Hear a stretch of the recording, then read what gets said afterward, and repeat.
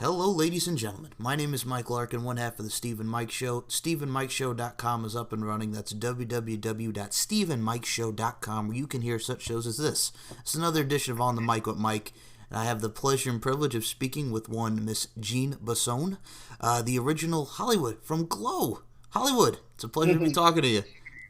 It is a pleasure to talk to you. Thank you so much for having me on. I really appreciate it. It's my pleasure. I mean, there's a lot to discuss. Obviously, we're going to talk about Glow. I'll ask you some stuff about the professional wrestling business, your acting, your stunt work. You've done a lot in the entertainment industry and in the wrestling industry.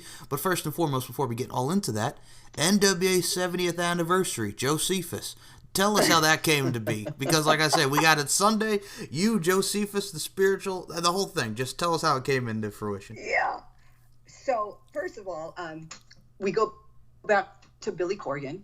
I think it was before he owned NWA. And he was doing some voiceovers with Glow with us for our documentary that had come out in 2012. It's called Glow, the story of the gorgeous ladies of wrestling. And there were some voiceovers towards the end where they were going to do some extras. So Billy had come to Las Vegas where we were doing CAC, Cauliflower Alley Club.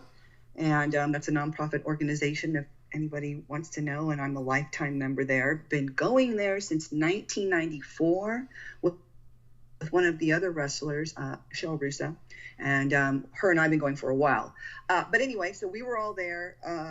I believe, I'm not quite sure, it might have been Lisa Moretti, Ivory, Tina Ferrari from Glow was being honored. So there was some honors going on. So anyway, I had met him a while ago. Then recently, earlier in the year, I travel a lot. And I was in the airport here in the Nashville area, and somebody came up to me and said, "Hi, my name's David Lagana." And he goes, "I met you about 10 years ago." And I'm looking at his face, and I'm like, man, he looks familiar, but I meet so many people. And you don't want to be rude, right, to people. I'm like, I don't remember. And he, I go, but I'm sure we met. And he goes, "Yeah, we met in Los Angeles." Anyway, we got to talking and we switched numbers. I had a meeting with him about 2 weeks later, and we were just, shooting the shit. What are you doing? There's Glow Netflix coming out, blah, blah, blah, blah, and there was a promotion a couple of months ago in Tennessee, and he asked if I would want to be a part of that. And I said, "Well, what do you want me to do?" And he goes, "Would you mind assisting one of our wrestlers, Josephus?" And I said, "That would be awesome." I said, "Give me details." And so I went. And so Josephus was wrestling one of their NWA stars, Tim Storm. And I got to meet him. And, you'll assist him. There'll be a spiritual advisor of his. And it was just very, very cool. And so that's how that began. And that was with Tried and True Pro Wrestling. Then the NWA 70, he's like, what do you do on October 21st? Let's rinse and repeat. So I'm excited. So that'll be this Sunday. And I'll be doing something in some form or another with Josephus. And so basically, that's how that came about, by just, working with Billy in the past, then meeting up with David by chance at the airport, and then having a couple of meetings. And there you go. So I'm excited. It'll be fun. I've been in wrestling for a very, very long time. And, I had broken my leg. I don't know. Once I broke my leg, I was like, I am never going back into this business again. No way. I'm like, somebody breaks your leg. You're like, maybe I should try something else. But you don't, Michael. Exactly. When you got the fever. You got the wrestling fever, it's man. Hard. You got the wrestling fever. You got to get back into the squared circle. Yeah, and so there we are. So that's how that happened. And so I'm really excited. Billy will be at that show on Sunday, and I haven't seen him for a few years, so it'll be nice to say hello again and then work for NWA in some form and capacity. And yeah.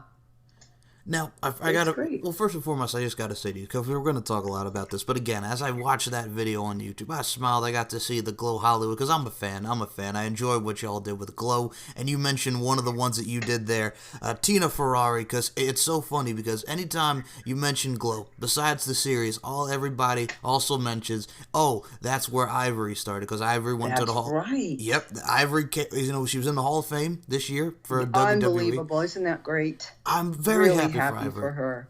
Me And you know too. what? Okay. In Glow, can I tell you this? When she was in Glow, I mean, she was a star immediately. You know, she got it. She had the looks, the smarts, the wrestling knowledge.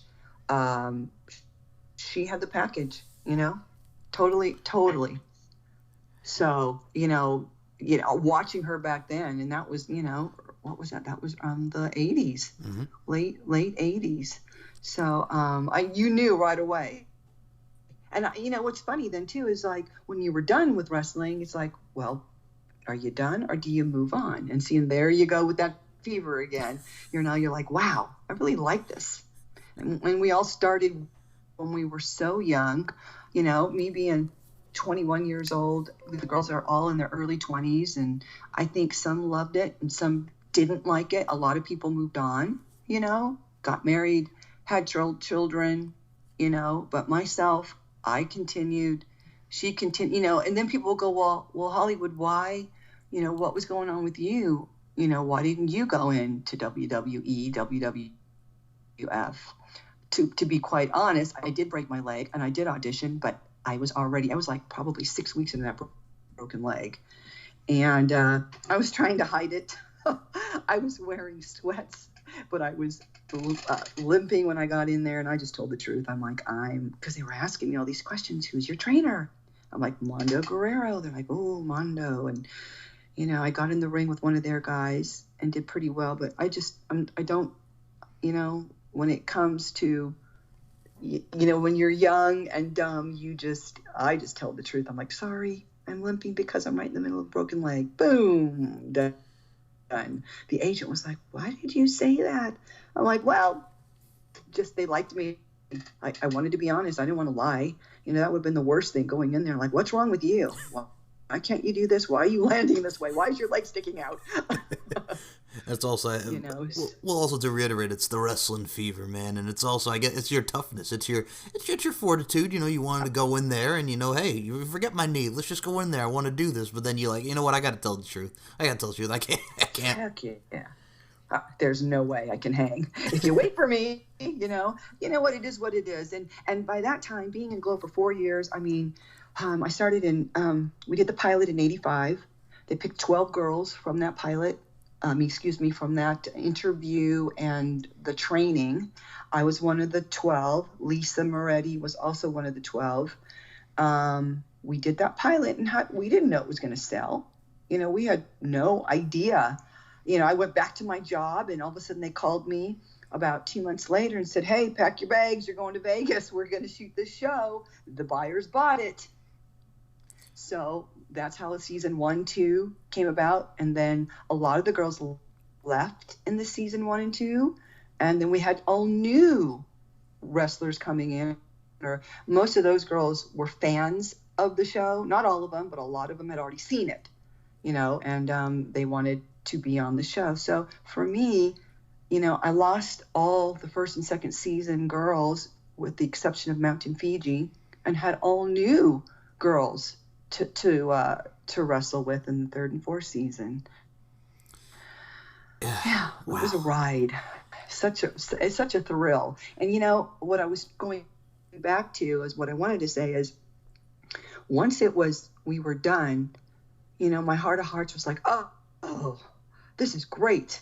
I can go and live my 20s, instead of traveling and being in Vegas and not really having to go home with family and friends. I was just like, I want to party. I want to do what a 20-year-old does. Just want to hang, I don't want to be. And there was that. Of course, then there was the other part of me that said, oh shit, what am I going to do for a job now? Because I love this. So I was torn between the two. Yes, freedom for a little bit, or, you know, uh, what am I going to do for my job? What am I going to do for money? So I gotta tell you, we're on like the same wavelength here because you touched upon a lot with what I want to mention with Glow. Because if you look at Glow, look at sorry. no, you're absolutely fine, and I'm enjoying listening to this. And like I said, ladies first. It's not just a Queen Latifah song. Y'all do your thing. I'm enjoying listening to this, but but first and foremost, I gotta mention this. You look at Glow. 80s. Look, I'll be honest with you. I know this dude, Brian Shields, great author. He wrote a book on the golden age of wrestling. I gotta say, that was the golden age of wrestling. WWF, the Rock and Wrestling Connection. You got Cyndi Lauper in there, the WrestleManias, NWA, WCW, the Starcades. Then here comes Glow, and man, I really did enjoy it. Your former tag champ, Hollywood and Vine, one of my favorite tag teams. And I mean, you ladies did your thing, and I love it. Every minute of it. I could just say I enjoyed it absolutely. And then we'll touch upon more. But I got to say, Hollywood and Vine, y'all gelled well together. You really did. Thank you. You're welcome. We paid our dues. Let me tell you, young man, we paid our dues. Everybody did. When people want to get into wrestling, they think, oh, it's this and that. It's a lot of hard work, everybody. I hate when people use that word when they go, oh, it's fake. Back in that day, oh, it's fake. And I'm like, you know what? Let's pick you up and body slam you down on the ground. You tell me how fake that fall is, And Angel Orsini, she said something on your show. The wrestlers make great actors. They also make great stunt people as well. We can go into that later too, but heck yeah, because that's what you're doing. I'm playing this character Hollywood. Well, who is Hollywood? I didn't know who the hell she was. What's this character? So I kind of molded her to what I liked. I'm like, I love rock and roll, and I love these songs, and I love these outfits. So let's tailor this character, this little street punk, her and Vine, into these little rock and roll characters as well. They wanted us to pick pockets. Oh, we're supposed to pick pockets. I'm like, oh, okay, I guess we'll pick pockets. We'll steal your watches. Yeah, we had a hell of a time. And you know what? I'm going to go back. You were talking about the book, The Golden Era of Wrestling. We can't, and you always, and I never hear it enough, but you always have to pay respect to the people that paved the road before you. Oh yeah. Go back to the legends. You have to say thank you to the Mildred Burks and the June Byers and the Penny Banners. You have to say thank you, and Wendy Richter and the Judy Martins. So I'm thanking all of them for paving the way for the gorgeous ladies of wrestling. I gotta mention, because growing up, like I said, I'm a 90s kid, and you talk about the 20s. Yours truly is 26 years old, and I love it. Yes. So, and I appreciate and I respect those before, like yourself, and y'all doing your thing in professional wrestling, because Glow, like I mentioned, big, huge part of professional wrestling, and the women, because everybody talks about women's revolution. WWE's got Evolution coming at the end of the month. And I gotta say, you ladies truly did pave the way, but I gotta ask you, you got WOW, you got Women of Wrestling. You had Wrestlelicious, which I believe you did for very briefly as well. Wrestlelicious.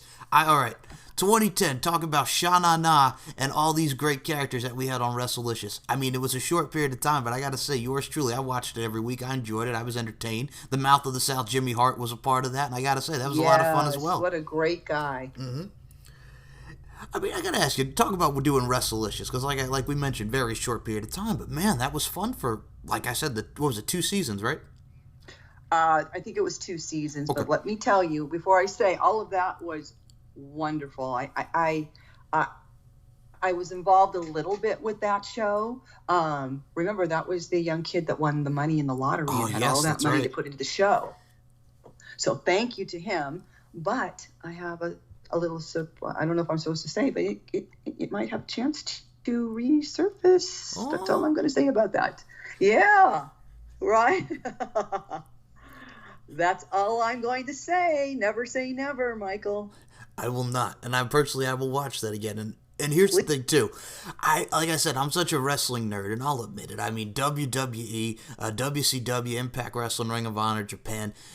There's so much blend with professional wrestling. It's not even funny. And I mean, people talk about, this and that. But I'm like you mentioned Fake, one of my favorite books. They just came out. Don't Call Me Fake, which is by Dr. D. David Schultz. And for those that don't remember, Dr. D. David Schultz was the one that slapped John Stossel on 2020 for pretty much calling him and the wrestling business fake. Do you remember that moment from the 80s? Hollywood? Hello? Hello? Are you here, Michael? Oh, yeah, I'm here. No, you cut out briefly. I'll repeat what I said. You know why? It's okay. Yeah, please repeat it because I hit the mute button, I think, by accident. I see how it is. No, I'm kidding. I'll repeat myself. It's no worries. See what happens? It happens. Okay. I get animated. You have no idea when I'm sitting here talking to you. It's not that I'm sitting. I can get up, and I'm Italian. I start talking with my hands, and very physical. Sorry. Don't even worry about it. I'll even say this on air. God rest her soul. My grandmother, Italian woman. Oh, my God. That's all I got to say. So you're getting the picture here. I get it. It's okay. God rest her soul. I love that woman. But yes, I growing up in a family with Italians, I completely understand where you're coming from. You're funny. Capiche? Capiche, yes. That or she used to tell me. Mangia. No, that was eating. Yeah, it was Mangia. eating. And I mean, my God. Tell me I was stew not all the time. My God. So, anyway, like I was mentioning, Dr. D. David Schultz, one of my favorite books. It came out not too long ago. Don't Call Me Fake. Because you talk about wrestling with injuries, and you talk about old school and people paving the way. Do you remember that back in the 80s? Dr. D. David Schultz was on 2020. They're interviewing Vince McMahon and all these wrestlers, and he was the one that slapped the bejesus out of John Stossel for calling the business fake. I barely remember it because I don't want to lie here. But I do and I don't, because remember, if it was early 80s, I wasn't even in wrestling yet. I didn't start until 85. So tell us. Okay, so this was like, I think this might have been like a couple years before Glow. I'm actually going to say this was like, early. This was early towards the mid 80s. Yeah, so, it was. Okay, so John Stossel, for those that don't recall, it's on the internet. You could just type in pro wrestling is fake or whatever it was, because that was the line that tore it up. So John Stossel's interviewing all these people, and the one guy, I forgot what his name was, oh my God, but he admitted that, it's staged, but, and it's predetermined, but, wrestlers do get hurt, and that was the key integral part of what he mentioned there. So then we cut to Dr. D. David Schultz. And John Stossel pretty much goes, and he said it in this voice, because John Stossel's kind of got that little nasally voice, and he kind of sounds like this.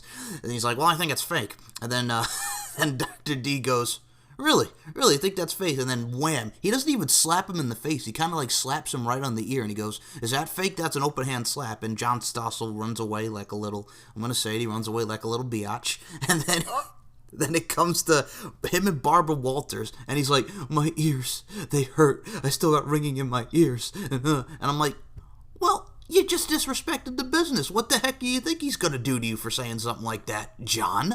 You wanted to get the bottom of it, and he just went, whack. Tell me that's fake. Oh. Michael, can you hear me? Yes, I can. You sound great. All right, you cut out a little. Go ahead. You want speaker? It's on. All right, there you go. I can hear you. I have the speakers on, and I want to... Can you hear me? I can. You're good. Okay. Well, the speaker's on, and I didn't want the speaker on. I don't know how to take it off. That's okay, as long as you can hear me. I can hear you. You're loud and clear, man. It's okay. That's okay. I got you. Great. So, yeah, that was the whole John Stossel, David Schultz interaction from the 80s that was on 2020. Got it. Well, what I was thinking about, what you were talking about when...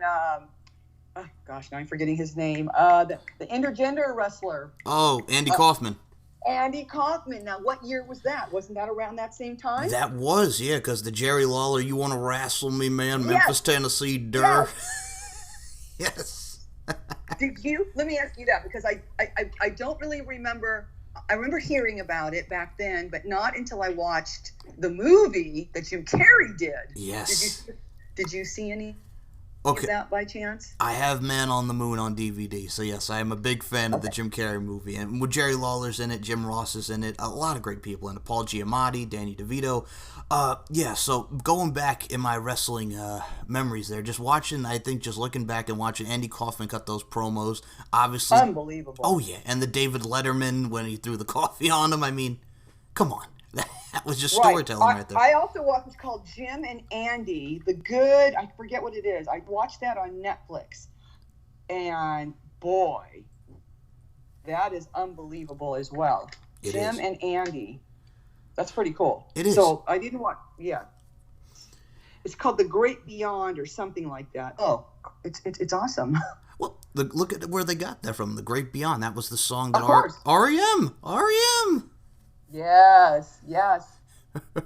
Oh my god! But yeah, I mean, if you actually look at it too, it's so funny because we mentioned like look at who inspired it. Look at nowadays. We got James Ellsworth with that Intergender Championship of the World. And he's going to be defending that on the Jericho Cruise coming up against Jenny Rose. Yes. Oh my God, that's next. That's like, isn't it this week or next week? October 22nd. Yeah, like next week. Yeah, I know. The Jericho Cruise. It's awesome. Well, speaking of cruise, you got the Glow Cruise. Let's talk about some Yay! Glow Cruise. Yes, Glow Cruise. First official Glow Girls 2019 cruise. The dates are September 7th through the 13th. It's a 7-day cruise, Michael. We'll go out of Long Beach. We'll head down to Cabo San Lucas, then we'll hit Puerto Vallarta and Mazatlan, and then come back up again. And it's not very expensive either. For a cruise, I think you're spending probably just under $100 a day for a 7-day cruise, and that's pretty. And you're going to be with the Glow Girls, so that's very, very cool. If anyone is interested and they're listening to this and you want more details, obviously you can go to the website that we have, which is originalglowgirls.com. It's originalglowgirls.com, or you can, find me on Twitter or Facebook, and we'll go over those at the end because I'm sure that we will, and I'll tell you all about it. Okay. Now, I got to mention this. I got to mention this also as podcast-wise, and I got to give him a shout-out because I was a fan of his managerial work as well. I saw you did the bowling alley with the star maker himself, Mr. Kenny Bolin. Kenny Bolin! A nice guy, right? I gotta give a shout out to Kenny Bolin just because, man, I was a fan of his work in OVW, managing the likes of John Cena, Sean O'Hare, I believe, was up in there, the whole Bolin services. So I just had to mention that because, man, I enjoyed what you did with Kenny on that because Kenny is a very entertaining fellow. And you know what? And I'm gonna say hello to Kenny as well. And I loved being on his show, and I'm going to be on his show again. I think I'm gonna be in person. I'm gonna meet him. I don't know when, but we're figuring it out. But there's another shout out that I want to say hello to somebody, and her name is Moni, and she is a huge Glow fan. And I just wanted to give her a huge, big shout out from Hollywood and a big hug, if a virtual hug. How's that? Virtual hug to Moni. I love it. And here's the thing, too. Yeah. A lot of people talk about those virtual high fives and virtual hugs. Give them a little virtual hug. Love is all you need. There you go. There's a little Beatles right there. Love is all you need. 1, 2, 3. Love is all you need. Yes. Can you feel it?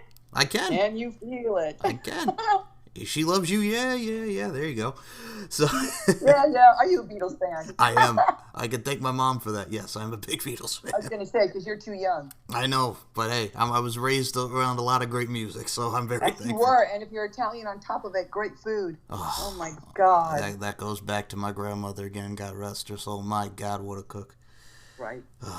Good times, Yum. You're making me hungry. I know. Okay. Now, before we actually get into your acting and stunt work thing, I got to mention this because I talked about this with Angel Orsini when I had her on. 350 Days, the documentary, which was directed by Fulvio Cesare, associate producer, Evan Ginsberg. Talk about that film because I saw the trailers for it and it really encompasses the professional wrestling industry. Boy, when I got to the theater and I sat down to watch it, I loved every minute of that show because it was the truth.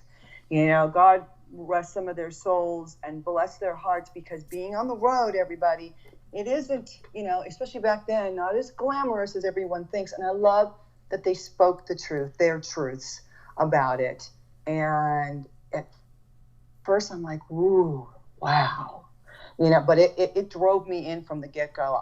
They did a fantastic job. And the stories, Wendy Richter, who was in it, from a woman's perspective, it was just such, I don't want to say it's a fresh, because we all know what the road can be and is, but you have to high-five, give all those people kudos, which Greg Valentine, some of the, I see him at CAC. They just did a tremendous job on it. And I'm going to see Evan Ginsberg in New York next month when I go to Big Event New York. but he has a show. He's got his podcast show, and I'm going to be on that on Sunday, November the 11th.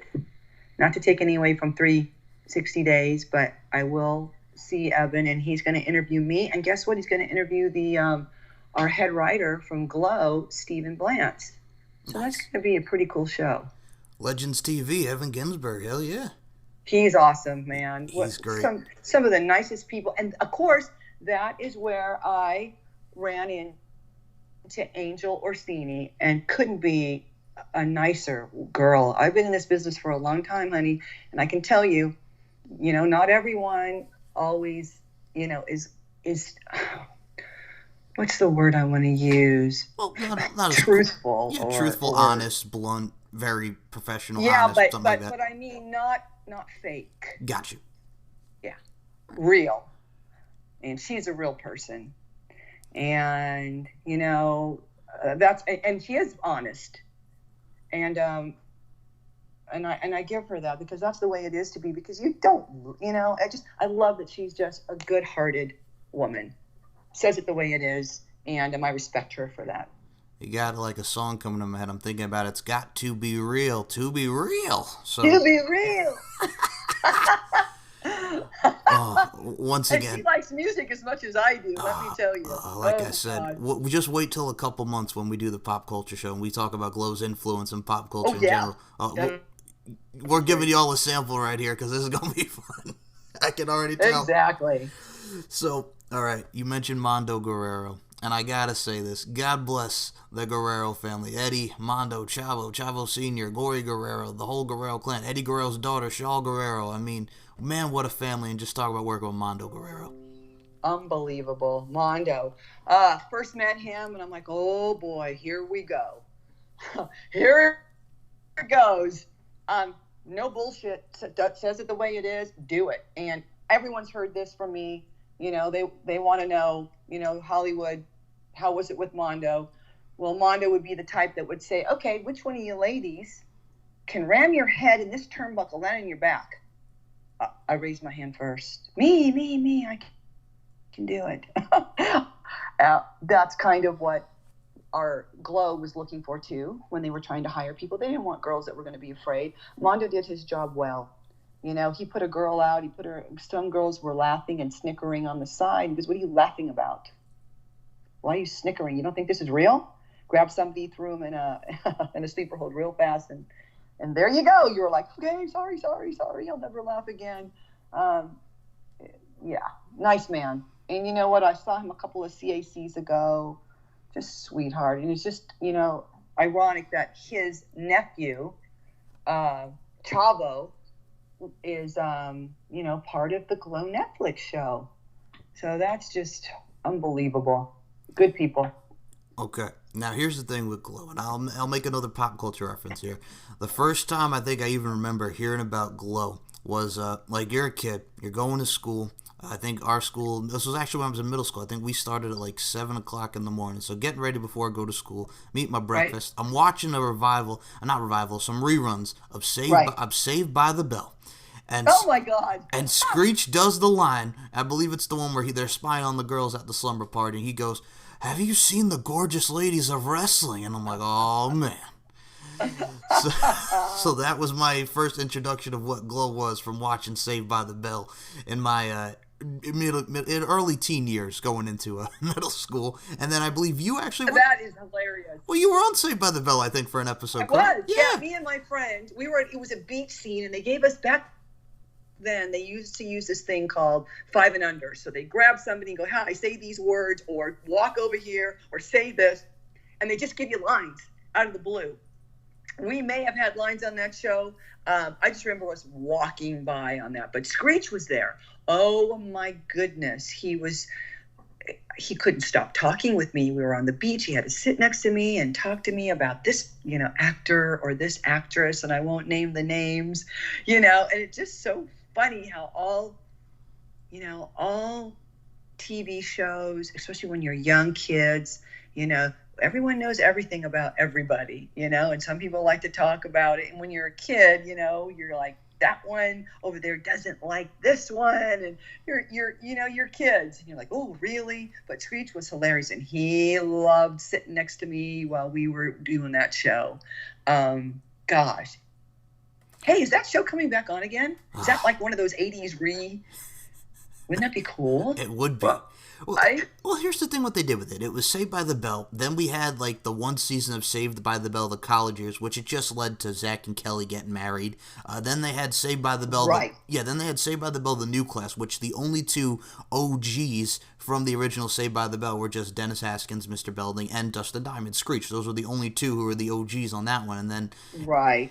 Then I think, Jimmy Fallon did a nice little reunion with them. We had Tiffany Amber Thiessen, Paul Gosselaar, Mario Lopez, and Elizabeth Berkley and the whole nine there. There you go. There it is. When I worked on that was right after Glow. That was 1991. 1991, and then there was In Living Color. Then we worked on The Son-in-Law.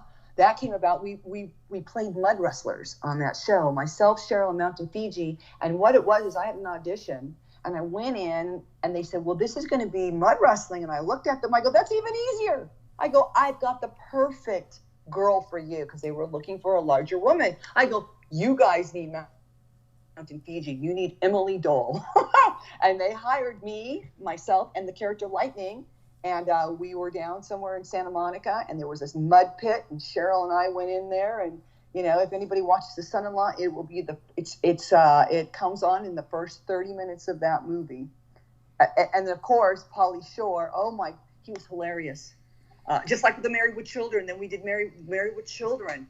What was that, 1989? Yeah, 89, 90, yep. Yep, and that audition, it was just me and the farmer's daughter. We went in and read our lines. And there were no other actresses. I was thinking we had this huge audition, but we had met them at NAPI, which is for syndication.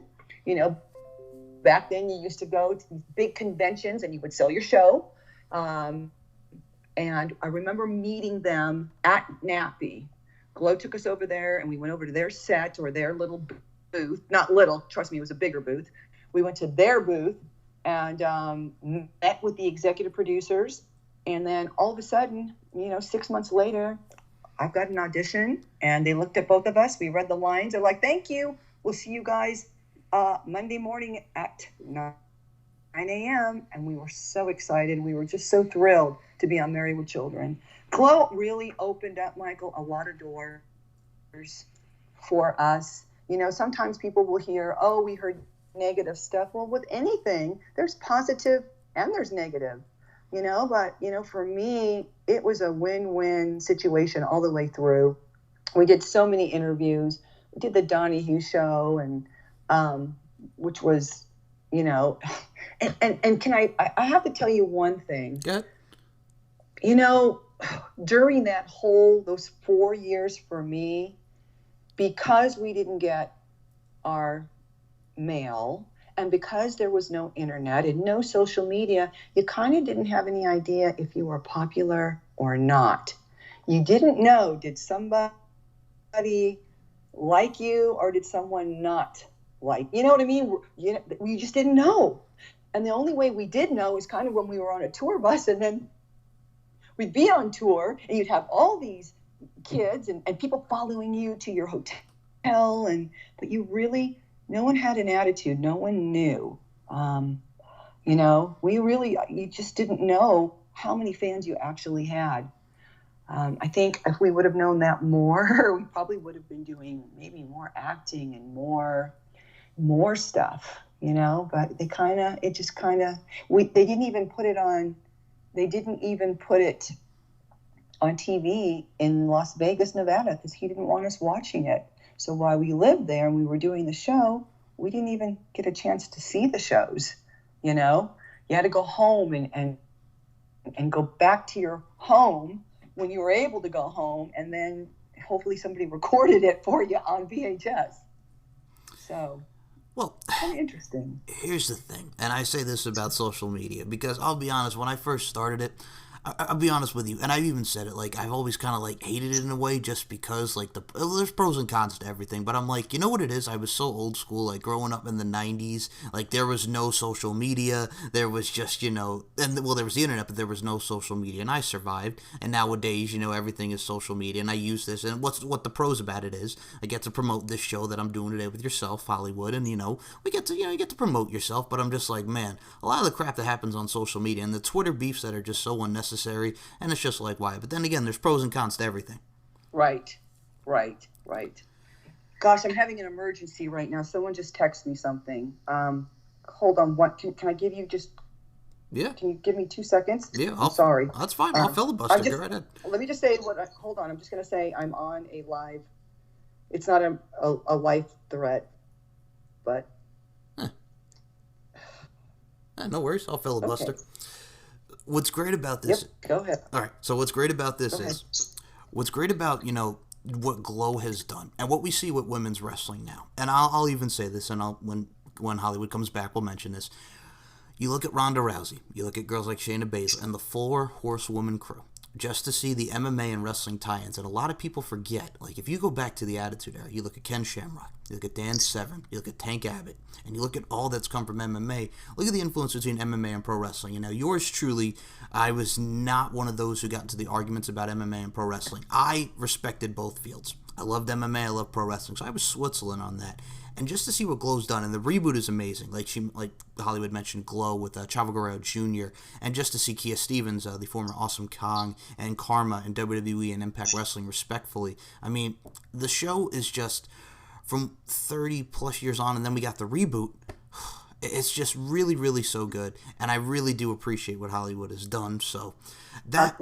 That's okay. I had to filibuster, and I'll say this to you now, so don't even worry about it. It happens. It's all right. But I want to say this to you. I apologize. I've got two people I have a house in California, and there's something going on with the pipes, with the sprinklers. Sorry, and they're like both trying to get a hold of me while.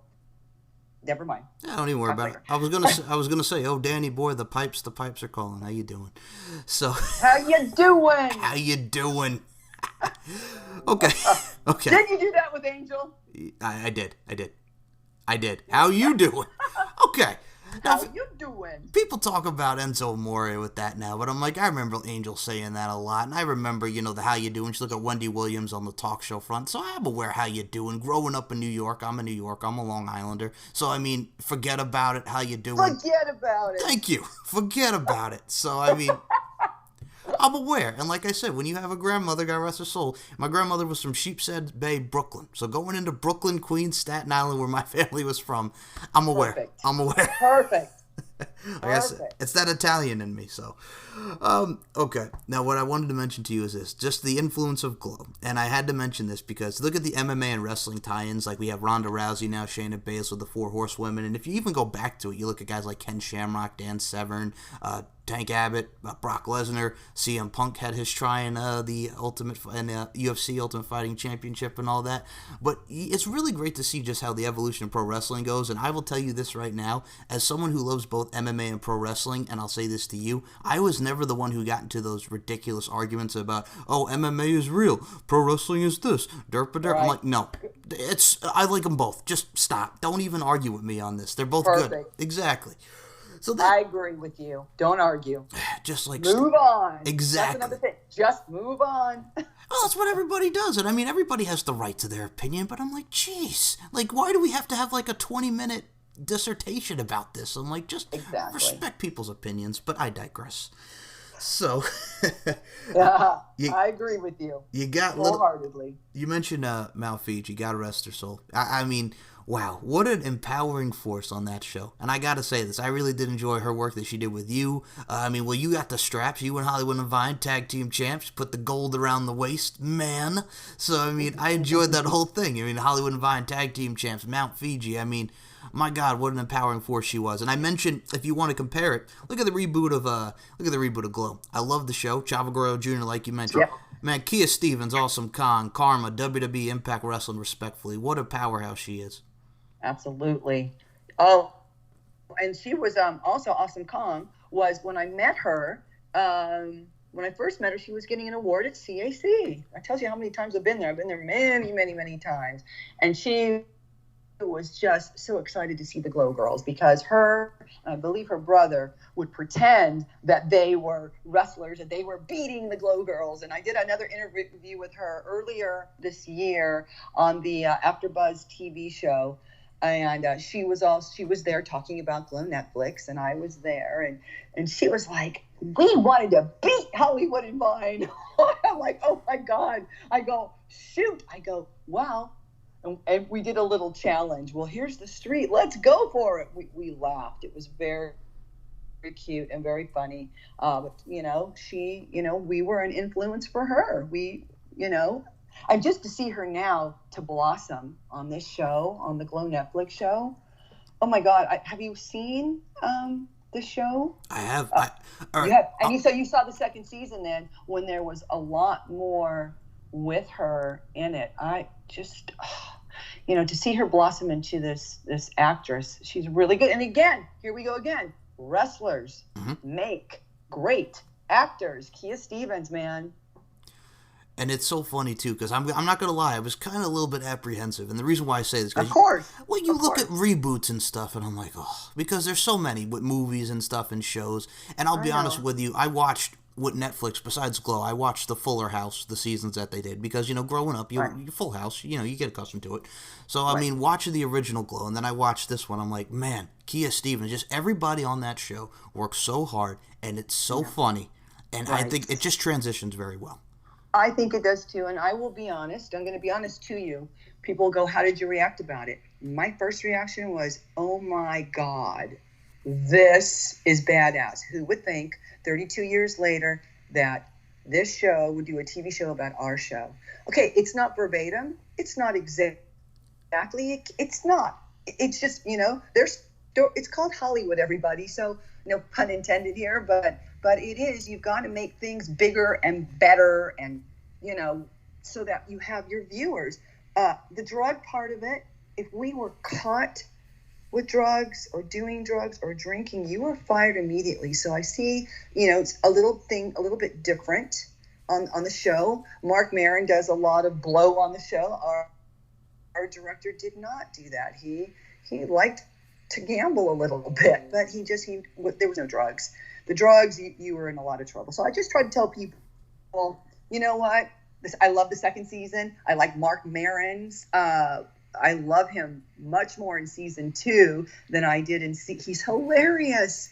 He's very funny. He plays Sam Sylvia, and he's just, I'd love to meet him. Right now I've met, let's see, who did I meet? I met Jackie Tan, who plays Melanie Rosen, or I think that's her name. Oh God, everything's bleeping here. Sorry. And of course, Kia Stevens, those two. I would love to meet Allison Brie, but I'd love to meet Mark Maron. Oh, he's freaking hilarious. And they're doing their jobs well. They got nominated for 10 Emmys, for God's sake. Yeah, I'm excited for season 3. Okay, I got to ask you about your acting and stunt work because, you mentioned In Living Color. Yeah, I got the theme stuck in my head now. You could do what you want to do in Living Color. I still get residuals for In Living Color. That's awesome. That's awesome. Yeah, that's one thing about, had I known how much residuals you would be getting, I probably would have went into that a little bit more. The stunt work, I got into the stunt work because of Lightning, the character Lightning, Cheryl Russa. And I kind of, again, so the acting I love. I got into it for a while and then got out of it for a while. And then lately doing some more stuff with a friend of ours, Christopher. He's been doing some cool TV stuff, and there's some stuff that's in post-production and, certain things that have been announced, and I've done some voiceovers, but the acting part of me, I want to get back into a lot more. And so I'm working on that more. We also, I don't know if this is going to tie into this, but we do a lot of conventions. Let me just do with the stunt work. So the stunt work, let me go back to that. Okay. The stunt work, crazy. Again, a wrestler being a stunt person, we already know how to hit the ground hard. We already know how to fly through the air. Already know how to trip and fall without hurting ourselves. God, knock on wood. So that came naturally. It's a small knit community, so once you're in, you're in. Like Lightning probably has 6 pages of credits on her resume. Just, and then I will say too, young kids. I'll tell that at the end. Okay. Just remind me at the end what I want to say to young kids. So we'll do that. We'll talk about that. You're fine. I have so many things to talk about. So then we do a lot. So our next thing, I will just say this: after the acting, I love the acting, and we'll be doing more. More things coming up. Besides that, there's the Comic-Cons that we do. The very first one we did was RuPaul Comic-Con in Los Angeles about 4 years ago, I believe, maybe 5. And then from there, it turned into the Stan Lee Comic-Con, and now it's LA Comic-Con. LA Comic-Con is October 26th and the 28th, so that's going to be next week, and you'll have Glow Girls going to attend that. Over in your area is the Rhode Island Comic-Con, and I did that for last year and the year before, and I think the Royal Hawaiian's going to be there on November 2nd through the 4th. Then November 9th, or is it the 10th? November the 10th is the big event in New York, so I'll be sitting at a table there. I don't know, are you going to be at the big event? I'm going to tell you, I'm going to try, but I think actually that week I will actually be in Charlotte because I'm going to be visiting my uncle we're going to be down there for a couple of weeks, and we're going to spend Thanksgiving in Charlotte with the fam. I love it. Family first. Oh, yeah. You know how that goes. Well, here's the thing. I mean, my uncle is... All right, this is a man who survived and was shot in the Korean War and lived to tell about it. And I mean... Oh, boy. Yeah, and I mean, he's like 88, 89 now, and I love my uncle very much. So I'm like, we got to get down there because, like I said, we just moved down to Myrtle Beach, and I'm like, we got to get to Charlotte because it's like a 4-hour drive. We'll take the cat with us. We'll have some fun down there with the family in Charlotte. Oh, I'm a cat person too. Oh. So with family and pets, oh boy, I hear you on that. Mm-hmm. Well, you picked the right thing to do, young man. That's for sure. Thank you. But I gotta tell you, I'm gonna talk to you regardless anyway, because like I said, I'm enjoying this show. I'm picturing you because I'm not gonna lie, I'm doing it myself with the Italian in me. When I talk, you can't see me, but I do the hands thing. I talk with my hands. It's what we do. It's what we do. I'm not gonna lie, as I'm doing this, like I'm hearing you move, and I'm like, okay, it's the Italian thing, but I'm like talking with my hands, so I'm like, this is just great because we're both, like I said, I've interviewed a lot of great people like yourself, and I know the Italian thing, I get it, like I said, so. Here's a funny story. Go ahead. My mother would say, like, if you brought a boyfriend home or one of your friends, and I would bring friends, on Christmas Eve, we have a huge dinner, and we always are celebrating something. My mom would say, okay, I just want to tell you now, we are not yelling at each other. It's just that we talk really loud. She used to pre-warn, my boyfriend or a good friend that doesn't know anything of our family. We're not yelling at each other. We're just Italian and we talk loud. So. Once again, welcome to my world. So, yeah. Exactly. All right. Now, with your acting as well, Larry Sanders Show, Sister Act, Me, Myself, and Irene. I mean, Me, Myself, and Irene. You talk about Jim Carrey. You got to do some Me, Myself, and Irene. Talk about that experience. That was a good experience. These go back a long time.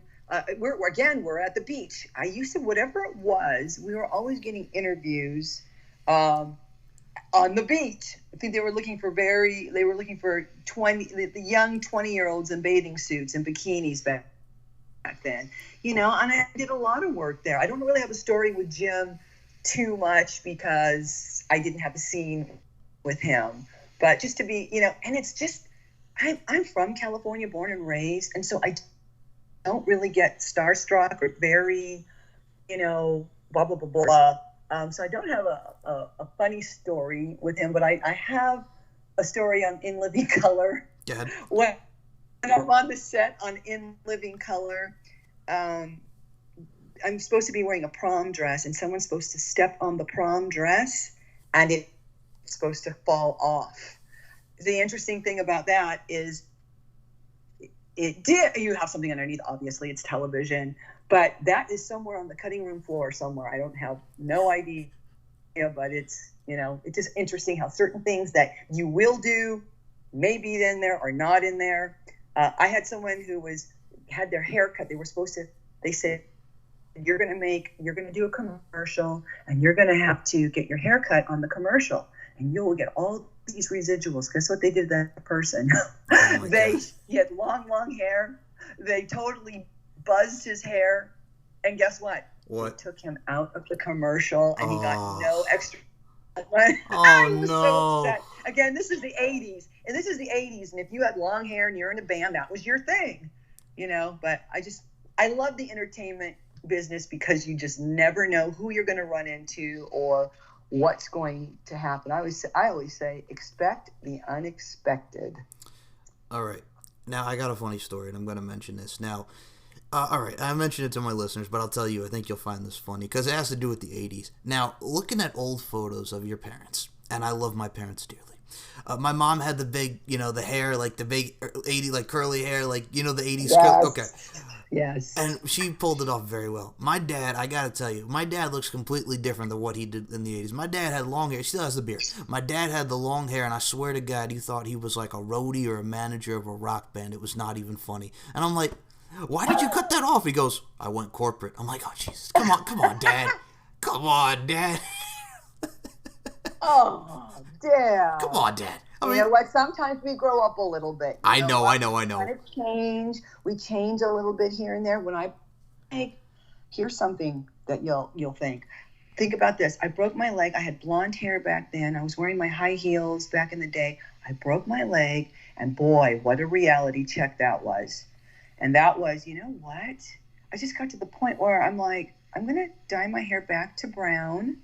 I'm going to wear lower shoes, and I want to blend back into the woodwork. You get to the point where you're like, I don't feel like being, that anymore, and so I changed. I wanted to just kind of blend back. I can't explain it to you, but, when you're blonde, you stand out. You just do.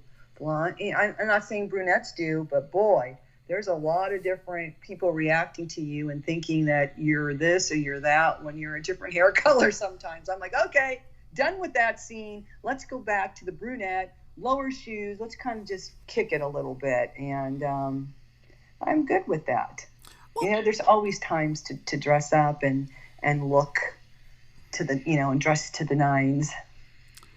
Well, I'll put it blunt to you as well, because seeing you from Glow and to what you are now, I'll put it blunt with you. You're still a babe. You're still a babe. You really are. You're a beautiful woman. You're a cutie. Thank you. You are. Sweet of you. You are. I mean, let's be real. I mean, come on. I see you doing your thing. You're a babe. There you go. You know what I try to do? The most important thing. First, again, thank you for that compliment, but it's the genes for sure. Mom and Dad, it's those genes. And I exercise. I try to eat good, and there's no drugs, maybe a little alcohol once in a blue moon, but as the older you get, you just can't do it anymore. And what's more important to me is being healthy. And when you're 20, you play around, you just do.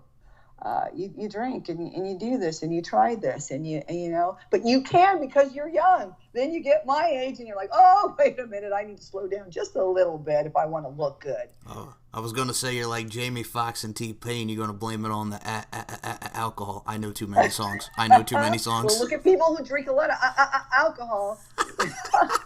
Yes. Okay. Look at those people.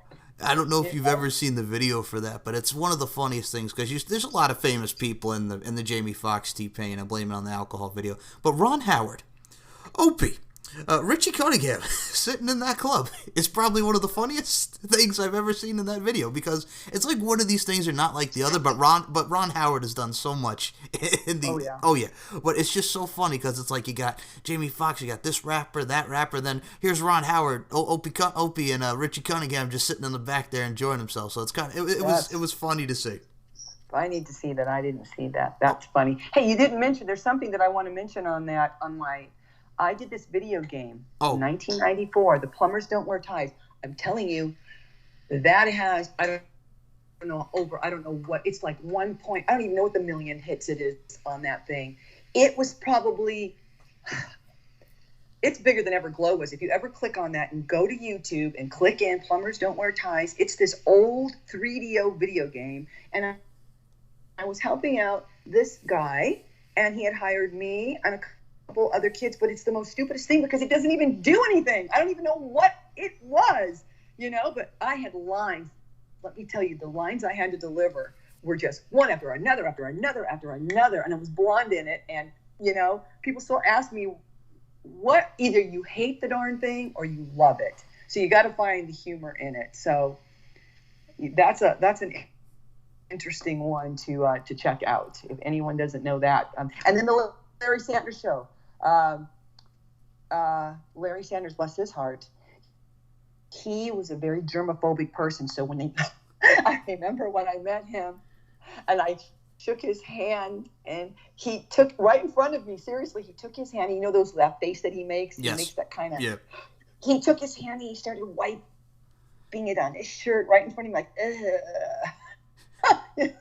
you had to be there because I didn't know that he was a germaphobe, And Jeremy Piven. Oh my God. Yeah. Piven was on that show. Well, guess what? He's going to be at one of my, one of the comic relief show, not relief, but one of our comic clubs. And I'm going to go down and see his show. So I'm going to be looking forward to, this is before he did the HBO. Curb Your Enthusiasm. Curb Your Enthusiasm? Oh, no, not Curb Your Enthusiasm. No. Sorry. No, what the hell was it? Oh, my God. Not Curb Your Enthusiasm. You're right. Oh, my God. The big one. The big one. Yeah, I know which one you're talking about. Entourage. I'll tell. What? Entourage. Oh, my God. Entourage. Right. Wasn't that a great show? It was. I don't know where Curb Your Enthusiasm came from, but yeah, Entourage. I remember the movie. I like Curb Your Enthusiasm, too, because he's a germaphobe, too. That's right. Why. That's what it is. He is. I met him, too, with Tom Hanks. Oh, my God. On some after party. Both of them were there. I have a photo with Tom Hanks. What a nice man. Wow. Okay. Yeah. All right. You mentioned Larry Sanders Show, and you did mention that. I got to ask you, do you have any, with Sister Act, because Whoopi Goldberg, Captain Najimy, a lot of that, do you have any great memories of Sister Act? Yeah, Sister Act was just, I remember them telling me to look really mean. I didn't even get to meet her at all, but I didn't think that our faces were going to be that huge. I played a biker. I was a biker chick in it. And I remember them telling me, you guys got to look meaner, you guys. Just look mean. We were eating peanuts trying to look mean in the bar. I'm like, okay, we'll do it. But I didn't get to meet Whoopi. Yeah. Okay. Well, here's the thing. Like, growing up, that was another one of my favorites just because Sister Act. Bundy, if you can ask me that. The Bundys were great. Sorry, I'm get so excited. You're fine. You're fine. Talking. I didn't mean to do that. I apologize. Go ahead. I was going to say, well, the Bundys, here's the thing. One of the funniest things I think I remember was, and I'll come back to this, Derek, Al Bundy, when he got into, that Twitter thing with CM Punk and he, challenged him to a fight, was probably one of the funniest things I remember because I was like, Al Bundy and CM Punk. It was, this was when CM Punk had his first MMA fight and he got killed more than he did in the second one, but, that was around that time, and I was always a big fan of Married with Children. Like I said, we mentioned your episode, and there was that was such a great show. All right, first talk about Married with Children, then I'll get back to my Sister Act. Go ahead. Okay, so Married with Children, Ed O'Neill was hilarious. I don't think I've been on any set where I'm sitting there trying not to laugh, because you're in front of a live audience, and I'm watching him with Big Bad Mama, and he was hilarious. I'm sitting there, and so I try to watch. If I watch the show, I see it, I look at my face, and I'm doing my best not to laugh, smile or laugh.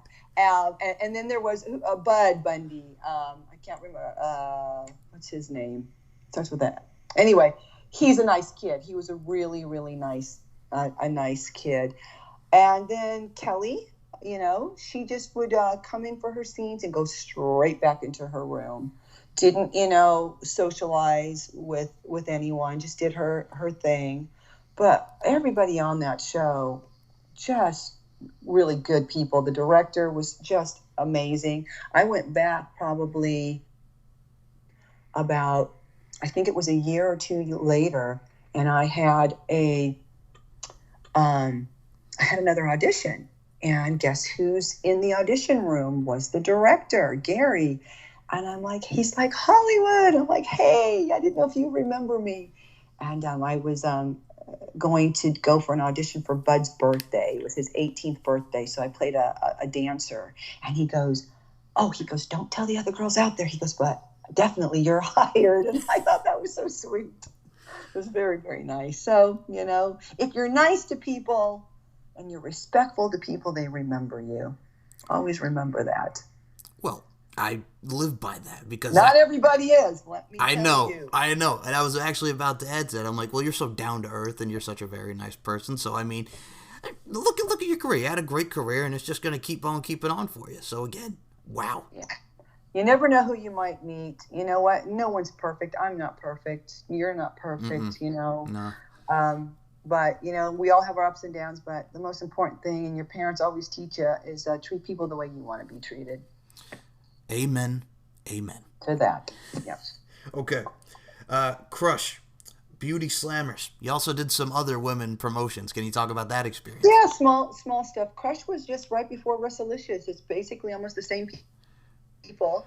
And Jimmy the Heart was in that as well. So basically, Crush went into Wrestlicious. Okay. And that was many, many years ago. And that didn't pan out. But the guy that won the money, won Wrestlicious.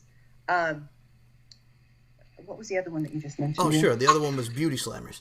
Oh, yeah. That was a company out of Canada. And boy, did I meet those girls were amazing. I've never seen girls work so hard. They would, go on the road. They would unload the truck and help put up that ring and tear it down. And so I was helping too. They're like, no, you've already paid your dues. You don't have to. I go, no. I'm going to help. So one kid had a skateboard and I'm like, give me your skateboard for God's sakes. Let's make this easier. So I put a bunch of boxes on the skateboard so that I could roll them out a lot quicker and faster than carry them one by one. But nice people. That was a good run. And that was up in Nova Scotia and it was cold. Oh, I can only imagine that. Yeah. Jeez. Those girls were awesome. They're great wrestlers, Canadian wrestlers, unbelievable. I got to ask you. I'm all right. After doing some research, and I'm glad that you mentioned the game because there was another one that I had to ask you. Were you in Basic Instinct? I was a dancer for a whole week. That's it. Oh. I had an audition to be a dancer.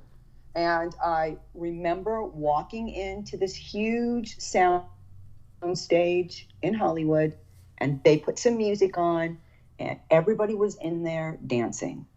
And there was a lot of people, and I was one of the ones they picked to play a dancer. So if you're watching the scene where those two are in that club and she's looking at him and he's looking at her and there's music playing and all the dancers, I'm on the stage. I'm behind one of them.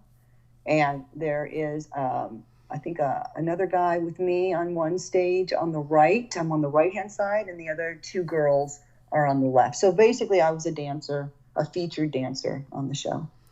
Other one I'll mention, and then we'll come to our final words. But I got to talk about Jag with you because I remember seeing Jag on the TV screen growing up, and USA Network. Talk about working on Jag. That's heavy. Is John Jag? Let me just ask you. I can't remember. I think he played the referee in the TV You're right. show. I believe so. Yeah. Oh my God, he was heavy. Oh, me and the other girl had to literally grab him. I grabbed from the arms, her from the legs, and we're swinging him. We had to get him up over the top of the ring. Oh, that was hard. He was like bricks. That was a fun show. So that was we did some acting in it as well as far as I knew, I was just going to be doing some stunts in it. And this happened to be about wrestling. So I asked the coordinator while he was coordinating another show. I go, "Do you mind if I help coordinate the wrestling stuff?" Absolutely. And let's add this. I'm like, okay, we'll add that. But I pretty much choreographed all the stuff with the stunt woman. That was a couple of days, I think, on that show. And then they gave us a couple of lines. Hey, girls, and this is what I'm talking to you. The lovely thing and the interesting and the thing about TV is I love when they throw you lines. Hey, this is going to work a little bit better. Let's grab the two wrestlers and have a couple of lines here. It's a win-win. It's a beautiful thing being on a set, it's a different than obviously, wrestling, because now you're getting paid this amount of money and you're also getting the residuals that come with that. I'll say this. Win, win, win. Exactly, and I think for this, I will say this, and I want to get to your before I have you promote the social media and that, and we got you coming on Pop Culture in a couple months, and I'll definitely have you on for another interview as well. Any way I can incorporate you, I'm happy to do. So you will definitely be back on the show. Thank you, Michael. You are so welcome. Okay, what was I going to say? Oh, there it is.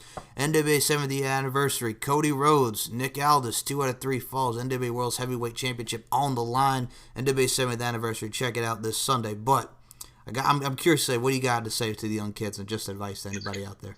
A good advice. Can I just say to everybody, have plan B, go to school, have something else that you want to fall back on, just to have it. I don't know, do you want to wrestle till you're, in your 40s or your 50s? But if you have the heat and the fever like I do, that's good. But we also need to do something else. So go to school, learn something. That's really important. I think that's beautifully said, and that really does apply to everybody else. Have a plan B, and again, like I said, beautifully said. And all right, now I'm going to take a step back because I want you to promote your Facebook, your Twitter, your Instagram, promote NWA 7th anniversary this Sunday, promote the Glow Cruise. Hollywood, the floor is yours.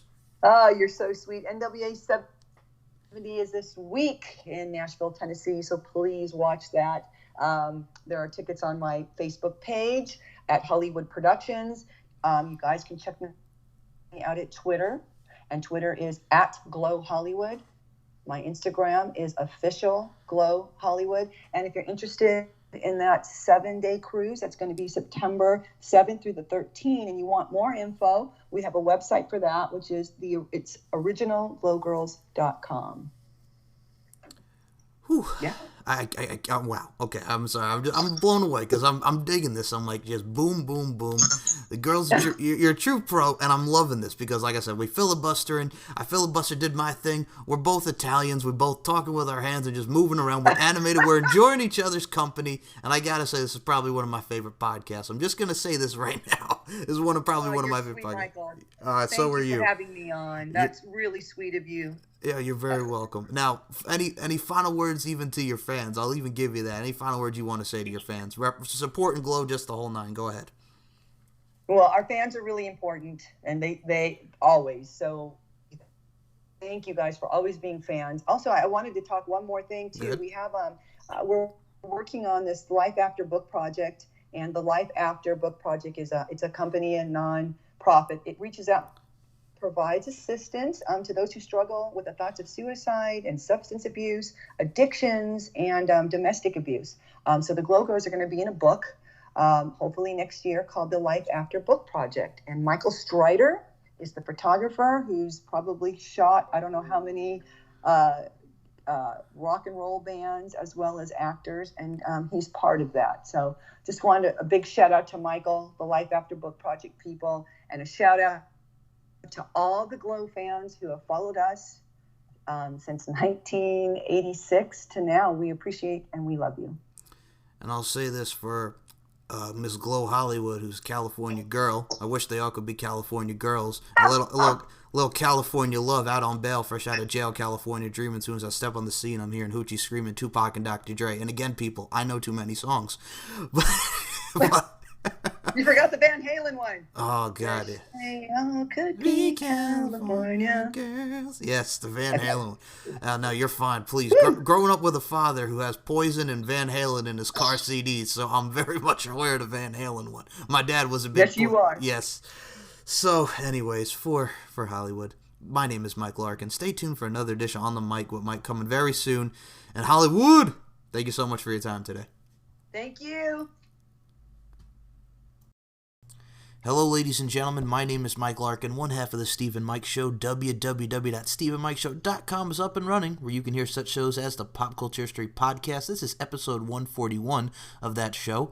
And you've heard of on the Mic with Mike. We got a lot of great feedback from our last interview, so I had her come on the Pop Culture History Podcast. We're talking about 32 years of Glow. We're talking about with the OG Glow herself, the lovely Miss Hollywood. Hollywood, how you doing today? I am wonderful. How about you, Michael? How are you? I'm doing well, and I got to tell you, first and foremost, I mean, we've been chatting, and I've been checking in on you. I'm happy to see that you're doing better. As I told you, my mom, was coming off of a cold as well, and she had to go to urgent care. And I know you had bronchitis, so I'm just happy that you're happy and you're healthy and well. So first and foremost, let's put that out there. Well, thank you. I took 2 rounds of antibiotics, an inhaler, and steroid to make me better. But you know what? I just had been going and going since October. And now I get to rest. The doctor just looked at me and he laughed. He goes, "You just need to rest a little bit." 3 days of rest and I was good, and some antibiotics. All good. Well, thank you for asking. Oh, you're very welcome. That's what I'm carrying like that. You know what I'm saying? Because no, that's true. Because I'll be honest with you, a lot of my friends and my mom and my family, I'm just like, geez, whatever is in the air. Everybody's getting cold, like bronchitis. Everybody's going to urgent care. I'm like, geez, whatever the hell is in the air, God, and everybody's just getting sick. But I just want to see everybody It's helping. True. It is. Yeah. Thank you. You're very welcome. Last time we spoke, first and foremost, you were on your way to the NWA 70th anniversary show. What a show it was, and can you talk about the overall experience first and foremost with that? Well, first of all, NWA has been around for a really, really long time, and so to be a part of it now, this many years later, is such an honor. So thank you to David Lagana, and thank you to Smashing Pumpkins frontman. He's awesome. They're great. And this experience has been good. I think they're doing another one in January. It's interesting to see and work with the different generations of people in NWA, because you have your old timer, types, myself, Animal, and then the new ones, all these new faces and younger generation wrestlers getting all together. And there's so much love and respect at those shows, even though maybe our paths haven't crossed, but people know, who Glow is, and they just, the utmost respect from the young generation is really nice. And I love to see everybody working together and being a team. And then just to put Glow back on the map again, anything for the Glow brand, it could be positive or negative, is always good for Glow, especially original Glow, for myself. And I think what's great is, and I call you this because it is true, you are the OG Glow. You are the OG Glow. Yeah. And I mean, just 32 years the pilot was filmed in December of 1985. And I mean, just 32 years of Glow, and it's still rocking. That's got to make you feel very, very good and very proud of what you've accomplished. Exactly. I mean, you were right. You did your due diligence, because we did the pilot in December of 85 at the Riviera Hotel. And, sometimes I look back and you got to pinch yourself and go, wow, was that really me? Did I really do all of that? It's unbelievable, to think about it, and then to have it, reignite all over again with Glow Netflix is, wow. One never knew. It's exciting, it's exhilarating, and then, like I told you earlier, meeting the new generation of wrestlers and fans, or some people who just never even heard of Glow until Glow Netflix. That's, and explaining and talking about the history and culture all over again. It's pretty magnificent, that's for sure. I think if I wanted to equate it to pop culture reference, one of the big things that's on Netflix right now is Fuller House. You see Candace Cameron and Jodie Sweetin, they're all grown up from where they were on, its predecessor, Full House, from the 80s. So a lot of people are just watching Fuller House now, and then they go back and watch Full House because it's in syndication, obviously. But it's amazing because, like you mentioned, Glow Netflix and everybody going back to watch the original Glow. It's great just to see the overall history of it. Yeah, absolutely. And it's fun. That's the cool thing. Yep. One thing for me is I love history, no matter really what it is. So to go back, in time and to do your due diligence and read about things that you don't even know anything about is, you know, that's always, you know, there's always room in the mind to you know, just, you know, to grow. You know, you think you know it all. You don't. None of us know it all. You don't know. You know what I mean? We are still learning. And that's what's so cool about Glow and the legends before us and you know, the newcomers, the people after us. You know, it's like music, pop culture, music, clothes, makeup, all of it. I mean, you look at the pop culture history around your time. I mean, the 80s, look at mid-80s. Miami Vice was just on the scene. You had your Don Johnsons, your Philip Michael Thomases. That show blows up. You have WrestleMania. You have Starrcades, WCW and WWF, respectively. And for the women's side of things, I mean, this was kind of, I mean, you had obviously the Fabulous Moolah, your Wendy Richters, your Mae Youngs, your Sensational Sherrys, your Medusas, your Alundra Blazes. But this was actually the first in its carnation that you actually had a show that featured all women's wrestling. Obviously, we would see Shimmer, Shine, and, you know, WOW and all of them come later on, but this was like the first official show just for and just about women's wrestling, and it was just, like I said, just amazing to see at this time period. Yeah, and it's kind of hard to in that time period, because if you interview some of the other girls who were on the show, there were some, like, I believe it was Susie Spirit, and she kind of had to keep the wrestling part of it, you know, lower, like on the LD, you know what I mean? She didn't, it was interesting that some people respected it and some didn't at all. You know, it was just that time period. So things, as we know, are different, obviously. We didn't have cell phones. We've said this before. There's no social media, none of that, you know? And so, you know, and some people frowned and looked down upon the women's wrestling. You know, and without, like I said, the social media, us girls, we had no idea if we were popular or not. Who liked us, who didn't like us? You know, we had a little indication, but when we would go on tour, you know, or being recognized on the East Coast somewhere, or, you know, but we really didn't know how popular the show was, you know, and you learn. And as we, you know, as time progressed, and this show came on, and this one, and then when this 80s Netflix Glow came out, I was like, what? You know what I mean? What are they doing? What? Are you serious? This is badass. I thought it was pretty cool. And I think it is, and I think it just, like I mentioned, it continues the legacy. And I think what's very interesting about it is, like you mentioned, like wrestling at this time. I really, all I can say about that is too, like we have social media now, whether it's professional wrestling or just pop culture and all facets of life. Could you imagine if there was social media back in the 80s and 90s, oh respectively? My God. Yeah. That would, but we didn't know. All you had was TV. Exactly. That's it. It was just television and magazines, you know, because we had our Glow magazine, and then there was, or the other, you know, there were wrestling magazines at the time. Then there was Fighting Females magazine, which the publishers were out in New York, and that was another wrestling magazine. And I was featured on 3 or 4 of the covers on that. And so, you know, and then you'll look at if you look at that magazine didn't just have, you know, your independent wrestlers. It had Chyna from the WWF at the time, and it had mud wrestlers, yes, and it had your, you know, underground wrestlers. It had a little bit of everything in that magazine, and that magazine had people from all over the United States writing to us and just learning more about us. And then the editors. There was a couple of different editors and writers that specifically would put out emails to all of the wrestlers and ask, okay, we'd like to do an interview with you, you know. And then we had to go, I guess that was email. We were getting, that was getting later. Actually, this wasn't Glow time, but it was a little bit like what? Yeah, email was more late towards 90s, late 90s, yeah. Right? Yeah, because that was when like the internet hit the boom, like the mid 90s, late 90s, AOL, yeah. and You've Got Mail with Tom Cruise and Meg Ryan. That was such a big movie with the emails, you know, the You've Got Mail. So I mean, yeah, that's probably around the time. You're right. Yeah, and those guys would put out major emails, and that's still new to a lot of people. And those who were the first people to answer back, I was one of them. That's why I did so many covers.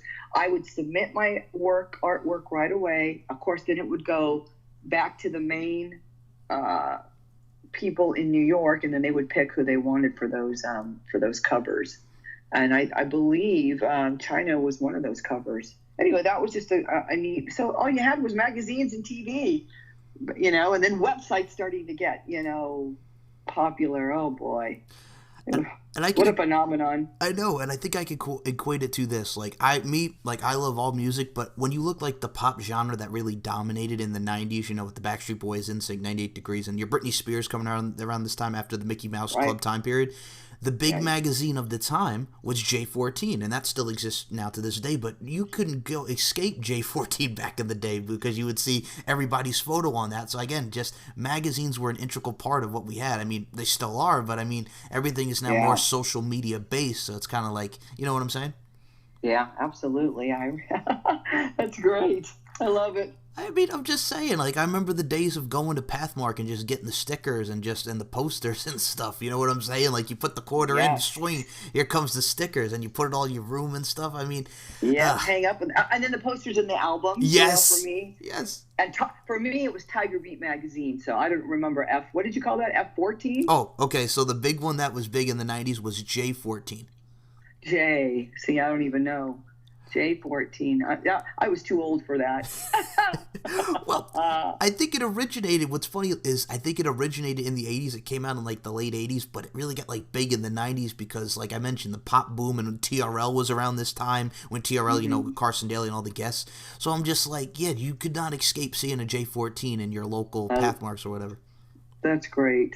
Love it. That's what I'm saying. And I'm just 80s too, like we mentioned Miami Vice. I mean, you look at, when we talk about professional wrestling, there's so many great, the Rock and Wrestling Connection, Cyndi Lauper, Rowdy Piper, Girls Just Want to Have Fun. Right. There's Madonna.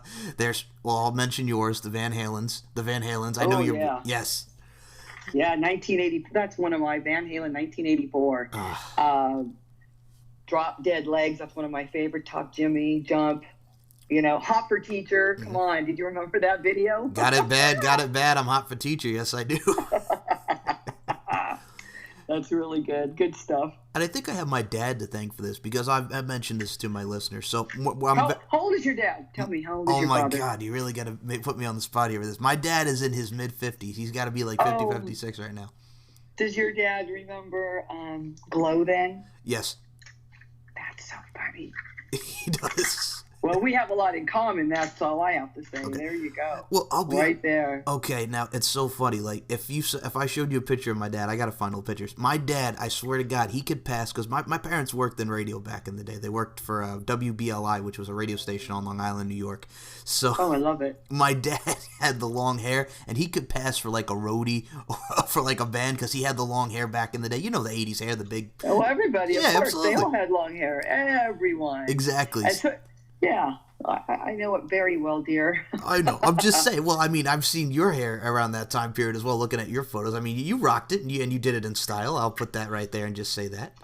That's the 80s thing. That's hairspray and music and makeup. And if we go back into the Glow Netflix, that brings all of that right back. The sneakers, the 80s perms. Now, let me just tell you something. I never had a perm. If you look at the girls in Glow seasons 1 through 4, look at some of their hair. Now, my hair was naturally curly anyway. I didn't want it curly, so I would take the crimping iron and crimp it because, that crimping was going on in the 80s. A lot of hairspray in the crimp. Well, if you look at the Farmer's Daughter and some of the other ones, they really had that kinky, that really curly hair. So, and if you look at Alison Brie, she really got a perm. She got her hair permed for that show. That's sacrifice, man. Real sacrifice. I would never do it, but that was the look. It was. And I just, like I said, it puts a smile on my face just because, I mean, I'm a 90s kid, and I'll say it, but I just have so much respect for, what came before me, the 80s, 70s, 60s, because there's so much good stuff. Absolutely. And oh, my God. It is, and that's how you got to be, and that's why when I see kids nowadays and they talk about like this whatever's out now, and don't get me wrong, there's some decent stuff out now, but I'm like, y'all really missed out on a hell of a time period. That's all I'm saying. A good time. Yeah, absolutely. I would love to go back to the 80s. If you ask me again to go back to 84, 85, 86, 87, 88, yeah, and early 90s. And things were changing a little bit music-wise, but I think what's great about it too is like you mentioned Van Halen, and I have to tell you this. So I remember as a kid going in my dad's car. My dad used to have his CDs on his passenger side. He used to keep them there. I remember seeing a Van Halen CD in there. I remember seeing a Poison CD in there. So my dad was big into like a lot of the rocker bands like Van Halen and Poison respectively, which was very good music at the time. Don't get me wrong. Your Talk Dirties to me, like with Poison, Talk Dirty to me, Every Rose Has Its Thorn. I mean, these are hits. Yeah, I wasn't a Poison fan. I don't know why. A lot of people are. I don't know. Maybe they look too much like Glow Girls. That's true. Well, you got to understand, like, as a kid in the 90s, most of our memories of Bret Michaels doesn't even have to do with Poison. It has to deal with the Rock of Loves and the reality shows that he did. Yes, that was afterwards. Oh, my God, yeah. I watched some of those just to check it out. Had to. I know, but I mean, they put like 3 seasons of it. They did Rock of Love 1, Rock of Love 2. Then you get to the third one, and he's on tour, so it's like Rock of Love Tour Bus. I'm like, oh, my goodness, you're putting all these... That's right. 20-plus girls on a tour bus? I'm like, come on, man. That's fine. Oh, a new show right now it's really good on Access is I think it's Access. No, maybe it's not. It's Tales from the Tour Bus. It's so good. Have you seen any of that? I have not, but I will check that out. And I think you're right about it, Access, because I'll be honest with you, my father lives with Access. We have Access, and he loves watching Access. Yeah, we do. Of course he does. So exactly. My boyfriend's the same. We have that, and there's really a lot of good shows. It's Mike Judge. Mike Judge presents Tales from the Tour Bus. Nice. Okay. Wow. And it's done. They cartoon it. They make all the characters into cartoons. It's so cool. And I think it's the animator of King of the Hill and Beavis and Butthead. That's, Emmy winner Mike Judge. That's him. All right. Now, you see, you're bringing it back, and I'm smiling with that. Cinemax. It's Cinemax. I'm sorry. Okay, it's Cinemax. Fine. Okay, I will check that out. But, you see, you're making me smile here because I'm thinking of Beavis and Butthead Do America, the shows, the Office Space that he was in, and I just all that good stuff. Right. So, yes. So you'll see the animation Mike Judge presents Tales from the Tour Bus. They're 30 minutes, so they're quick, kind of like the Glow Netflix. They're easy to watch. Morris Day and the Time was just like a couple of weeks ago. James Brown, it's pretty cool. And then they do names I've never heard of. There was a lady last night. Her name was Betty Davis, not the actress Betty Davis, but a singer. And I didn't get to watch all of it. I was falling asleep. So it's just kind of neat for them.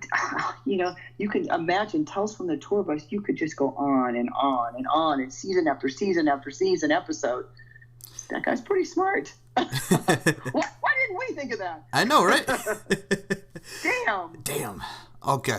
I think you'll also enjoy this as well. So I've had the privilege, and this is also another one with my father. So Jones Beach, it was years ago. I think it was about like 4 or 5 years ago.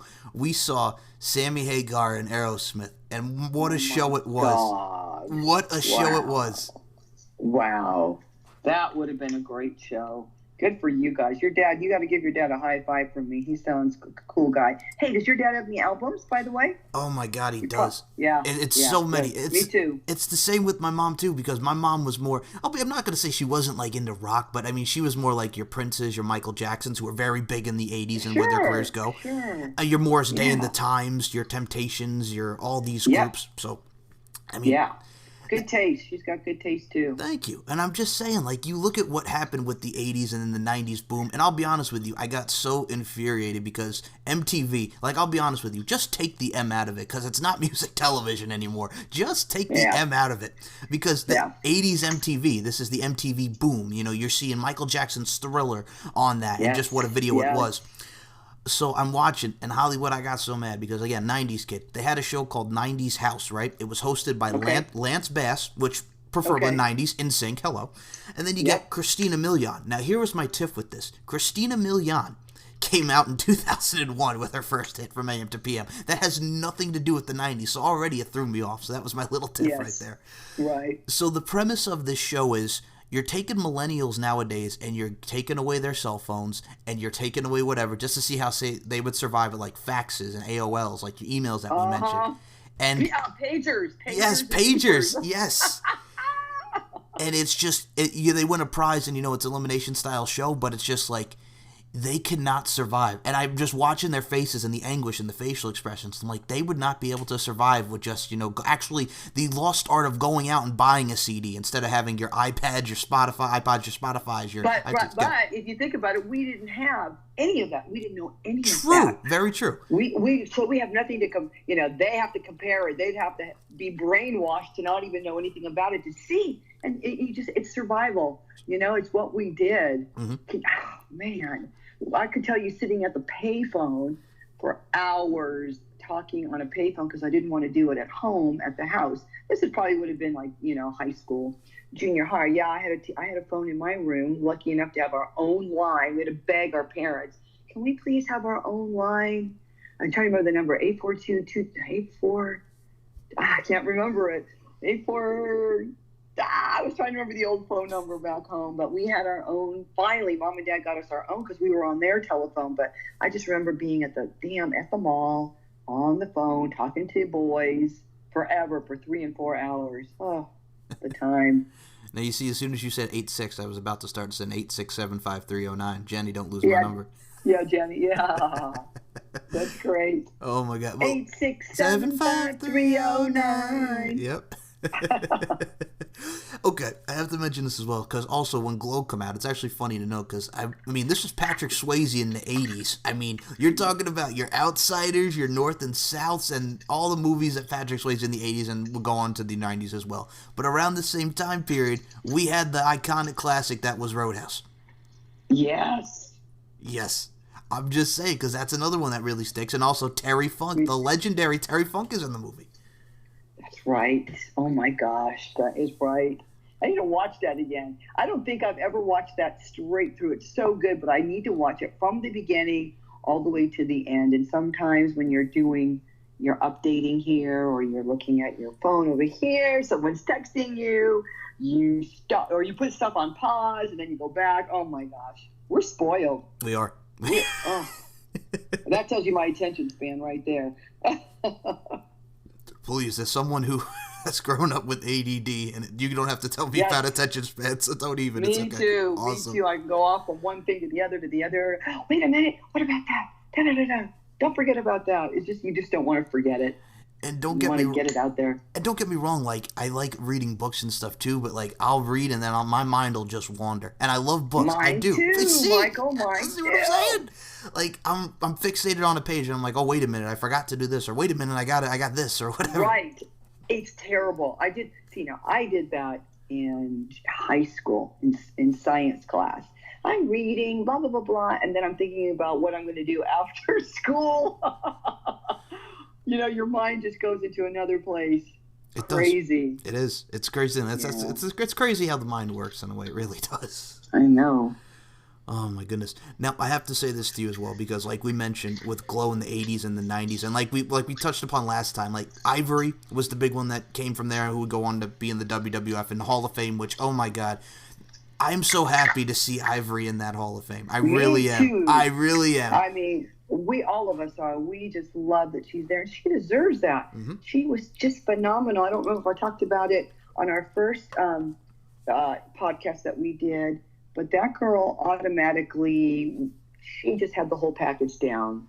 Everything. She had the dance. She had the smart. She could wrestle. She looked good. Her body was rocking. She had the whole package. So to move on and go on into WWFE and then to become a Hall of Famer. We love it.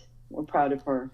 She did a wonderful job, and she deserves that honor. And I think what's amazing because she came in, this is late Attitude Era. This is a year before, WCW and ECW went out of business, and WWE was the only game in town. So you look at her time period, we had your Sables, you had your Sunnies to an extent, Tammy Sitch, you had Chyna, you had your Jacquelines, you had your Terry Runnels, then Lita and Trish Stratus would come along, Molly Holly. I mean, then just to see where the crux of talent would go to what we have now, which, I think what's also great about it too is like you see it with NWA and all these girls that are coming around. Jazz, former Yep. ECW legends, to current NWA Women's Champion. It's just really great just to see the overcrux of talent that have come from respective promotions, just to see them doing their thing. And I mentioned, like you mentioned, NWA, 70 years. It's been around a hell of a lot of time, and a veteran like Jazz to be their women's champion. I mean, what a learning Yeah. tree that is. I think I met her on an independent show in Texas because I saw her at NWA, reintroduced myself and said hello. She didn't remember, but, you know, certain people stand out. And I believe I met her on an independent, if she ever did any, you know, like in between something. I'm trying to remember, it would have been in the 90s at some point. But she's awesome. The skill, you know, the talent, and to work really well with others when you can do all of that. And that's what Lisa had. If you've got the skill, there's a little risk, and you can work well with others, and you've got the package, you're going to go a long, long way.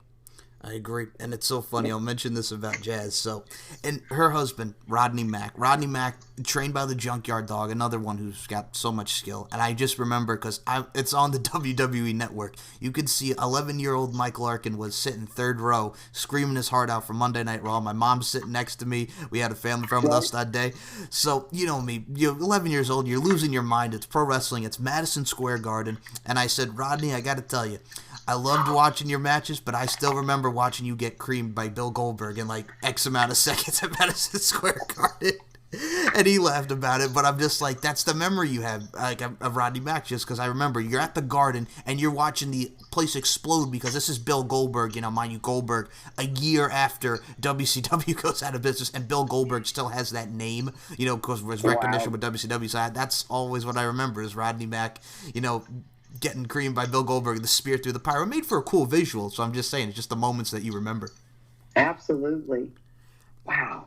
Crazy. And Jazz, she was ECW, right? And WWE. Yeah. ECW first. Yeah, so she was in ECW taking on the likes of, like, you know, Jason and all these guys, Jason Knight. And, I mean, she was just such a badass. Then they bring her into WWF at the time in November of 01. This is right after ECW closes. And then she's the women's champion. She's having the feud with Trish Stratus. With Trish. Yep. And she's having all these great matches. And then, yeah. So, I mean, I'm just so happy for Jazz, too. That's just another one. Me too. Absolutely. That's really all I could say. Just, like I said, it makes me smile just to see veterans and people from your child that you remember, and including you, Hollywood. Like I said, just... Oh, you're sweet. You are. Sweet, thank you. I mean, just, it's true, because, like I said, just the glow, and just to see the glow history, and I get to see, looking at you, just, like I said, you're a beautiful human being inside and out, so it's just wonderful. It's absolutely wonderful. I mean that sincerity. Thank you, Michael. You're very welcome. Thank you. Aw. I got to tell you That's this. so great. I got to tell you this right now. What's also great about doing these shows is you give everybody, you know, a platform to tell your story, and you get to work with a lot of great people like Hollywood. And I got to tell you fans something listening to this. There was a lot of outpour for this, and I got to tell you, my girl Moni Lynn appreciated the shout out on the last show that we did. We have to do another shout out for Jorge. Hi, Jorge. Shout out to Jorge. I hope you're listening. We love you. We do. We love you. We do. And Jorge, I got to tell you something right now.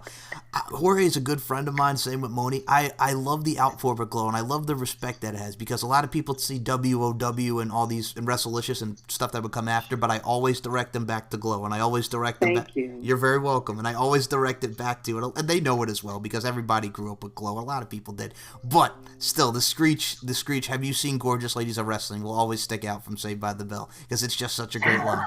It's such a great line.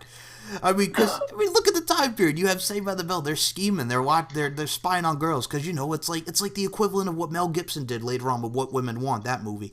So it's like they're at the slumber party. He's in love with Kelly Kapowski, Tiffany Amber Thies, and you want to hear what the girls are thinking about it, what girls do at sleepovers, and then I guess they get made out, and then, you know, screech with the line. Have you seen Gorgeous Ladies of Wrestling? Do you know what they can do to us? I love it. And if you think about, we can do late 80s, 90s, Married with Children. Wrestling scene on there. Yep. That is Me and the Farmer's Daughter and Big Bad Mama. And again, it's because, you know, it was the time, and their executive producers loved Glow, and they wanted to put us somehow into their show. So, man, there's just so many things. I'm just so lucky. That's one thing. Is just very honored. I'm very humbled by you know, doing something that I didn't even know what we were doing, because really on that first audition, us girls that did that pilot, we didn't have anything else to compare it to. There was nothing else really. I'm like, what are we doing? What is this? Who? Characters. We had to start from the very, very beginning, Michael, and lay down that foundation because we didn't know much about it. I don't think any of us were huge wrestling fans. Those girls were, dancers, cheerleaders, models, lots of, they were gymnasts. There wasn't a lot of people in the wrestling, we were learning as we went. Oh, who's Mondo Guerrero? Who are the Guerreros? Oh my goodness. Seriously. And then to be paid to train, to learn how to train, that was just, so honored to be where I am then and today. I think I have to ask you this because we touched upon Mondo Guerrero, the legendary Mondo Guerrero, training you girls around this time period. And I just have to ask you, so what's interesting about it is, like, you mentioned, like, a lot of you girls weren't, like, big wrestling fans, but, you're learning as you go. Yep. Okay. Now, nowadays, if you would have said that, you get crucified by the wrestling fans. Exactly. Yeah. It's just... You would have. You would have. You get crucified for that. And I think it's just, like... Again, you're the legendary in the history of the show. Like, you guys really pursued. And I think what's great about it, I think it's the mentality of it as well, because you girls were learning. And, again, the mentality of it. You have to have the right mentality about it and just the overall. Can you withstand and withheld the, the physicality portion of it as well, which you all exemplified. Right. Absolutely. Yeah, we'd be in trouble for saying just what I just said. But, there was kayfabe back in the day. Mm-hmm. Don't do this. Don't hang out with this one. Can't eat with this one.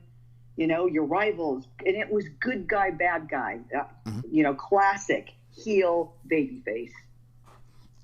I think that's, in a way, it's kind of a lost art now with kayfabe, just because what the way wrestling is nowadays. Yes. I mean, but everything changes. It does. You have to, I think, what's the old saying, adapt or perish? Adapt or perish, adjust, yep. You're right. Yep, that's it. That is, I mean, just, all I could really say also is, I don't know if I asked you this the last time, but after, Glow went out. Was there ever something like we talk about Glow? Have you ever thought about like possibly making a go at WCW at the time or WWF? Because I know you did a lot of great stunt work and acting, but was that ever a thought in your mind like, I'm gonna maybe possibly try this WCW or WWF?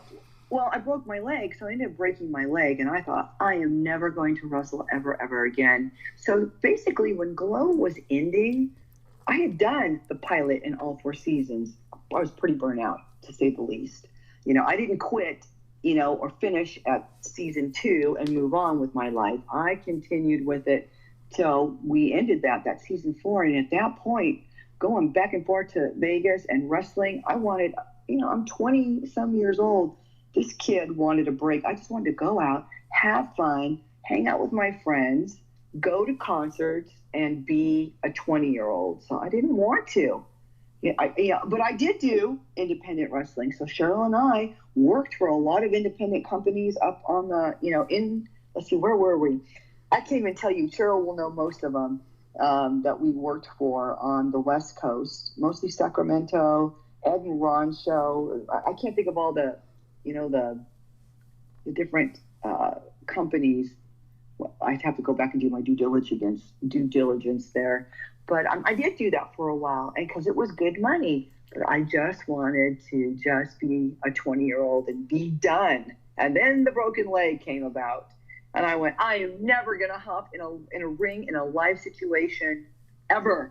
It really scared the crap out of me. I still have 7 screws and 2 plates in that right leg, but it's probably stronger today than it ever was before with all those screws in there.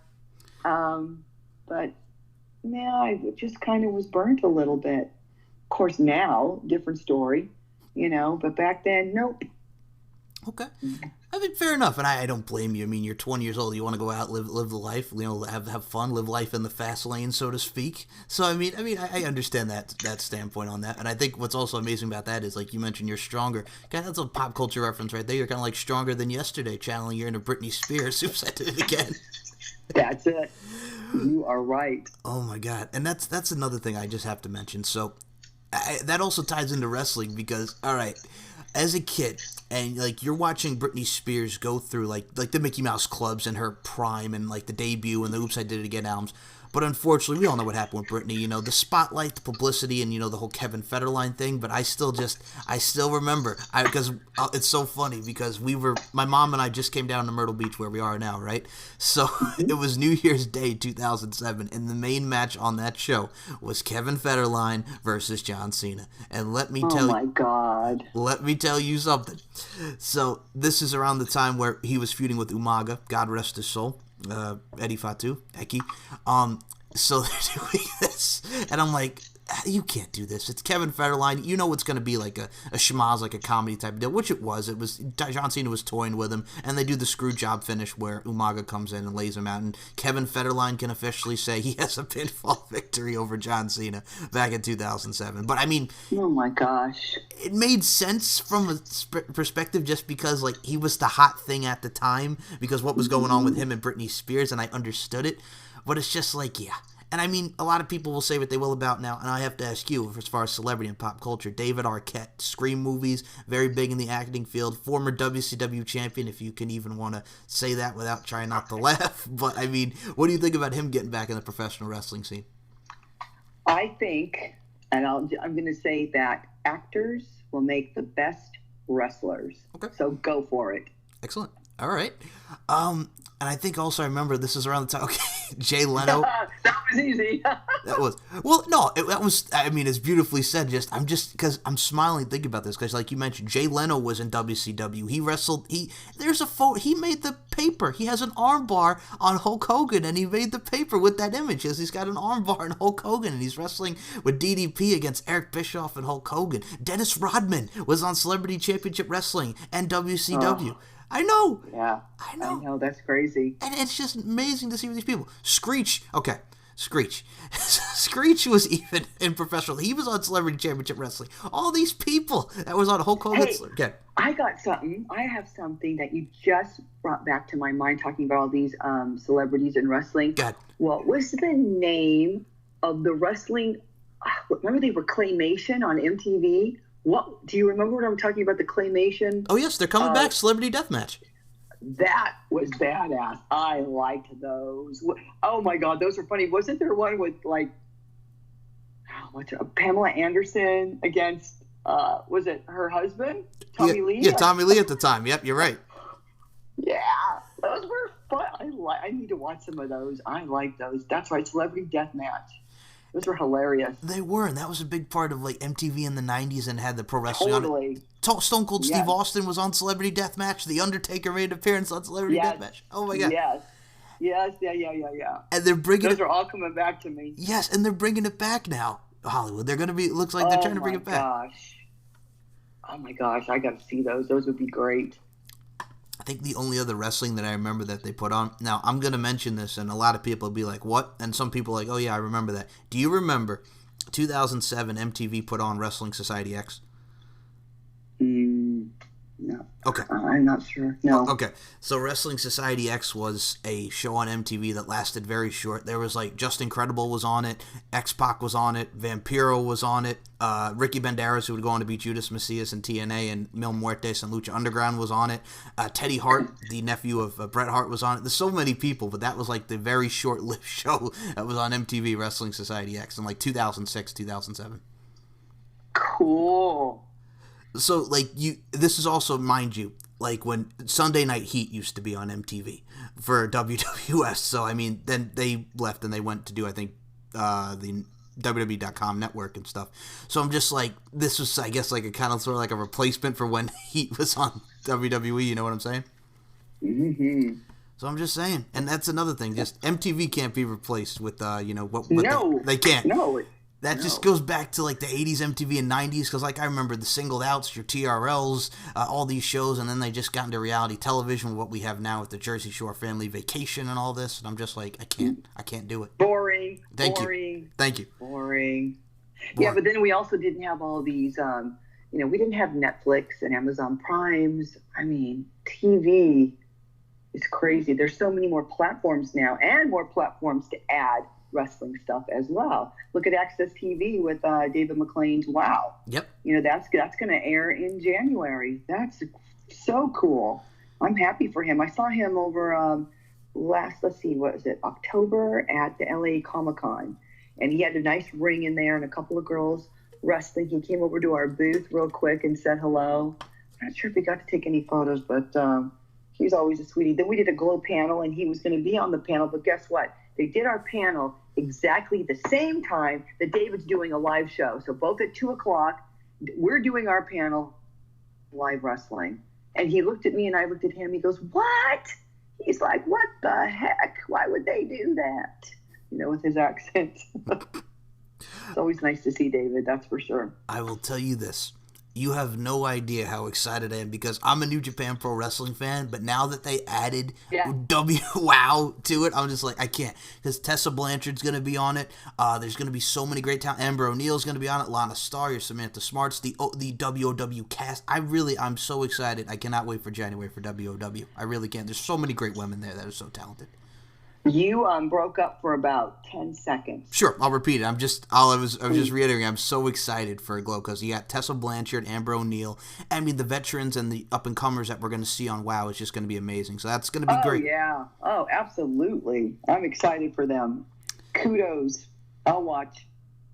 And again, I think I reiterated this last time when I had John on the mic with Mike for our interview, but you are a lot of the inspiration for a lot of the girls. You and every one of those Glow girls. So again, my hat's off to you, Miss Hollywood.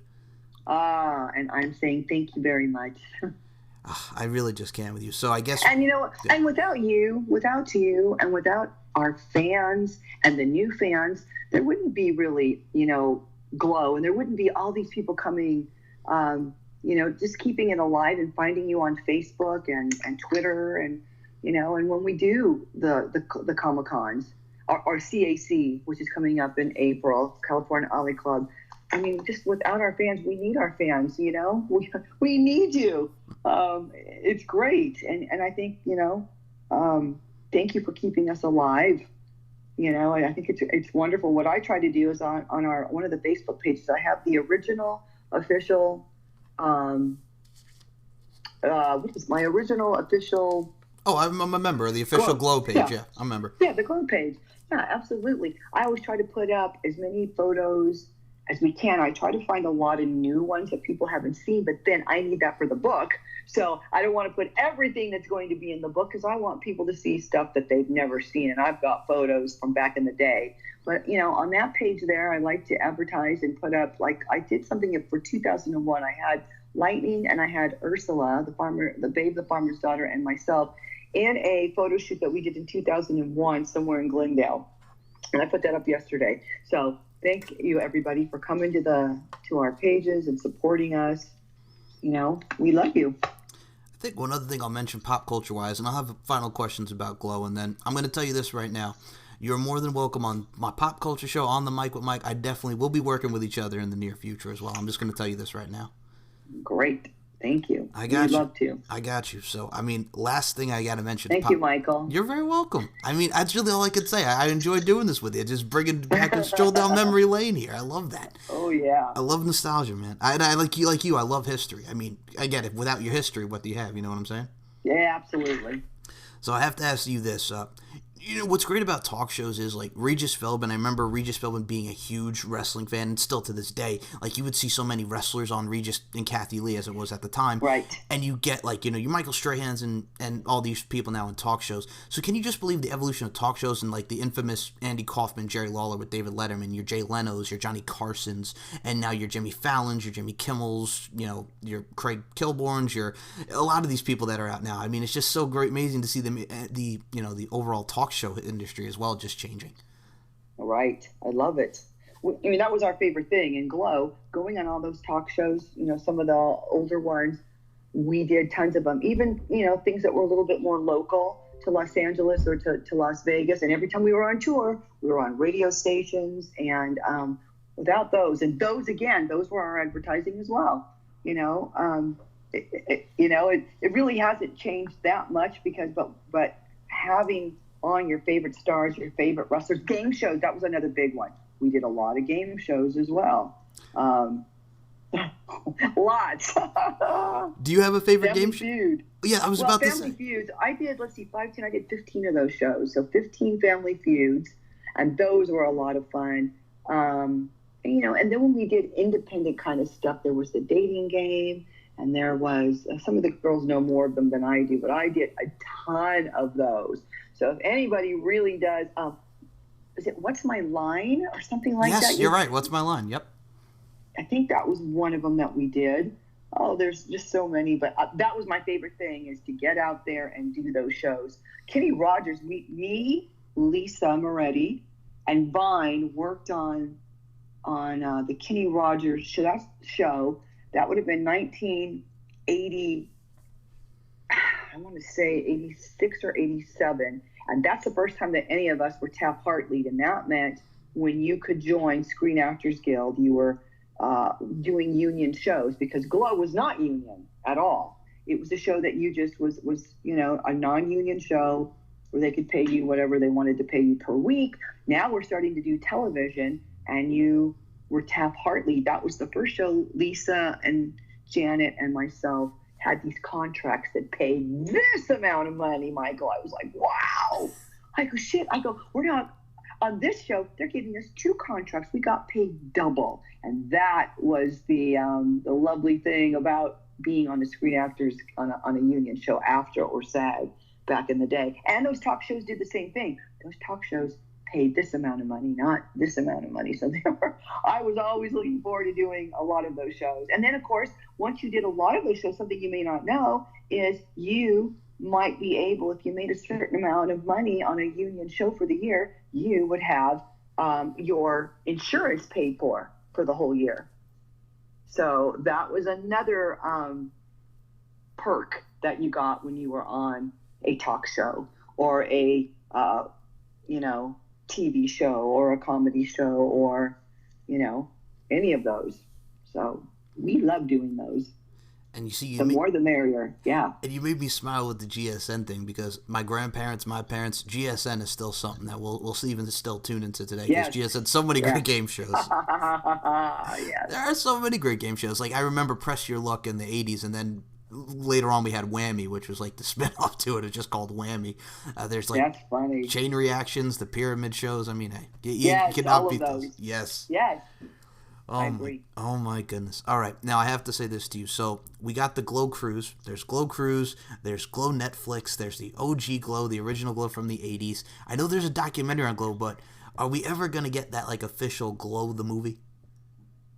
Gosh, that's a great question. Who knows? We could be working on that right now. Never say never, Michael.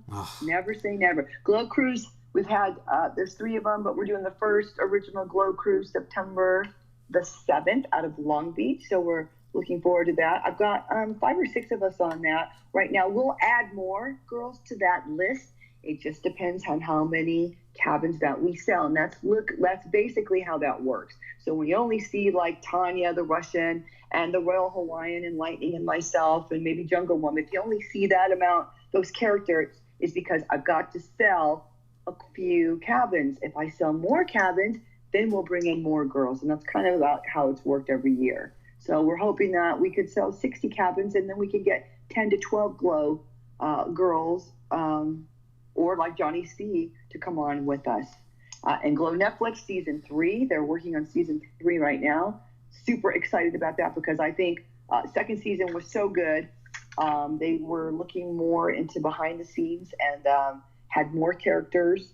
Ruth being the centerpiece, and Sam, I don't want to give out a lot, was redeemable with his daughter. That's all I'll say. And Debbie Gilpin being a little more petty. Those guys, it was a good show. I liked season 2 better than I liked season 1. Season 3's around the corner. That'll probably start back up in June. And you know what? I'd probably see season 4 with that Glow Netflix. So super excited to see what they do with season 3. Well, I'll tell you right now, I'll be like, back in the 80s, I'll be like, baby, I can't wait. You got me like new shoes. I can't wait. So I really cannot wait for these seasons. Right. I cannot wait. Me either.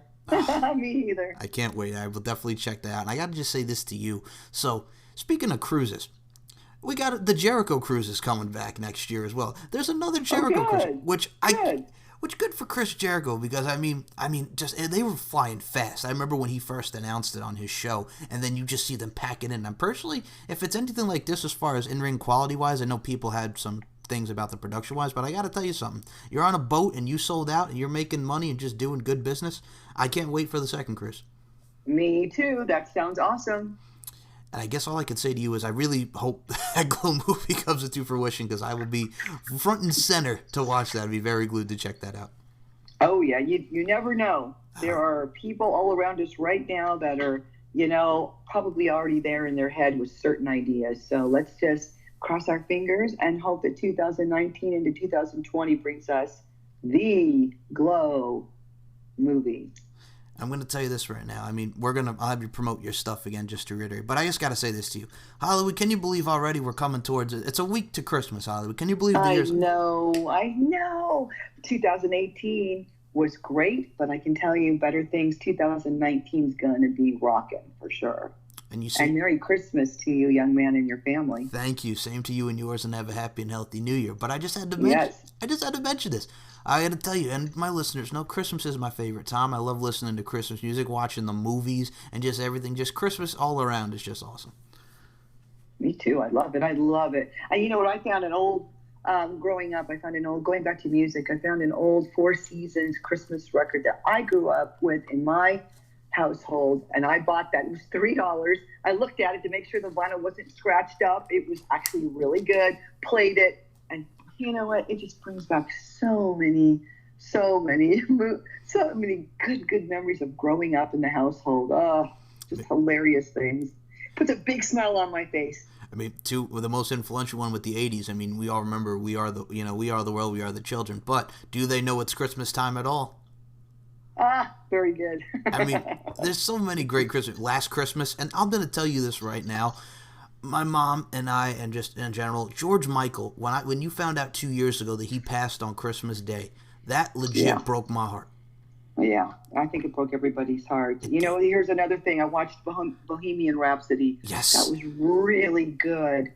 Oh my God, that was really, really good. It was sad at the same time, but that was a great movie. And again, that's some of the 80s going right there, and then Freddie passed in 1991 in November, I think it was. I'm not sure. What a fantastic movie. And just the soundtrack is amazing.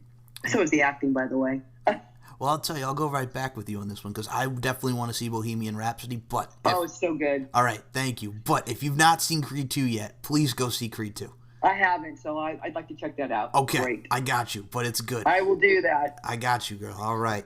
So, Hollywood, it's been a blast talking to you. This going on an hour here, and just reminiscing, going down memory lane here, and adding all the pop culture elements. So I really do appreciate your time. I really truly do. You are so welcome. Thank you for having me. If anybody wants to find me, you can find me on Twitter at Glow Hollywood, on Instagram, official Glow Hollywood, and then on the Facebook page there is the official original, I don't even know, Glow Facebook page. I don't even know what I call it. Isn't that terrible?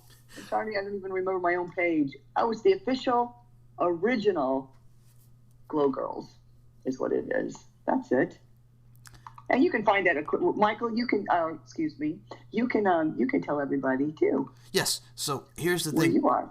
Okay, so what's great about this is you guys can check me out, StephenMikeShow.com, MCLarkin92 is the SoundCloud, at SMShow1. Links, it's very accessible. It's all on the website as well, so you can check out Facebook, Twitter, Instagram. I don't do Snapchat. I'm just going to say that right now. And the only reason only reason I'm mentioning that is because what's great about doing these shows is every once in a while, you get that person that does Snapchat. I'm just like, okay, I'll put it in, but I'm just like, I don't get it. I'll be honest with you. That's the only social media I don't get, and I just will never go into the Snapchat thing. You know what I'm saying? I just don't get it. Yeah, I'm the same way. Like, how does that work? It's just kind of cheesy to me. I know a lot of people do it, but I'm good, with the Twitter and the Instagram. You need to also hashtag your Instagrammers, too. There's Igers, I-G-E-R-S. You can Igers Nashville, Igers Los Angeles, Igers North Carolina. Did you know that? I did. That's it. I did. Okay, good. You're good. Some people don't know that. They're like, what? So That's why I'm laughing, because as soon as you said Igers, I'm like, oh man, I know where this is going. yeah, you did. Some people don't know what that is. They look stupid. So official original Glow Girls, 1985, 1990. That it was just a big word there for you. But you can find all of us there. All right, so here's what we're going to do here. I'm going to put the links to Hollywood stuff and all my stuff as well. But for people who are members of that group and that page, this audio will be in there for everybody to listen to. Beautiful. Thank you so much for doing that. You're very welcome. And Hollywood, thank you so much for doing the show. I got to tell you, I can't wait to have you on next time. And again, Merry Christmas and have a happy and healthy New Year. Thank you so much for your time today. You're welcome. Thank you, and the same to you. Thanks, Michael. You're welcome. For Hollywood, my name is Mike Larkin, and we are out. Thank you all for listening.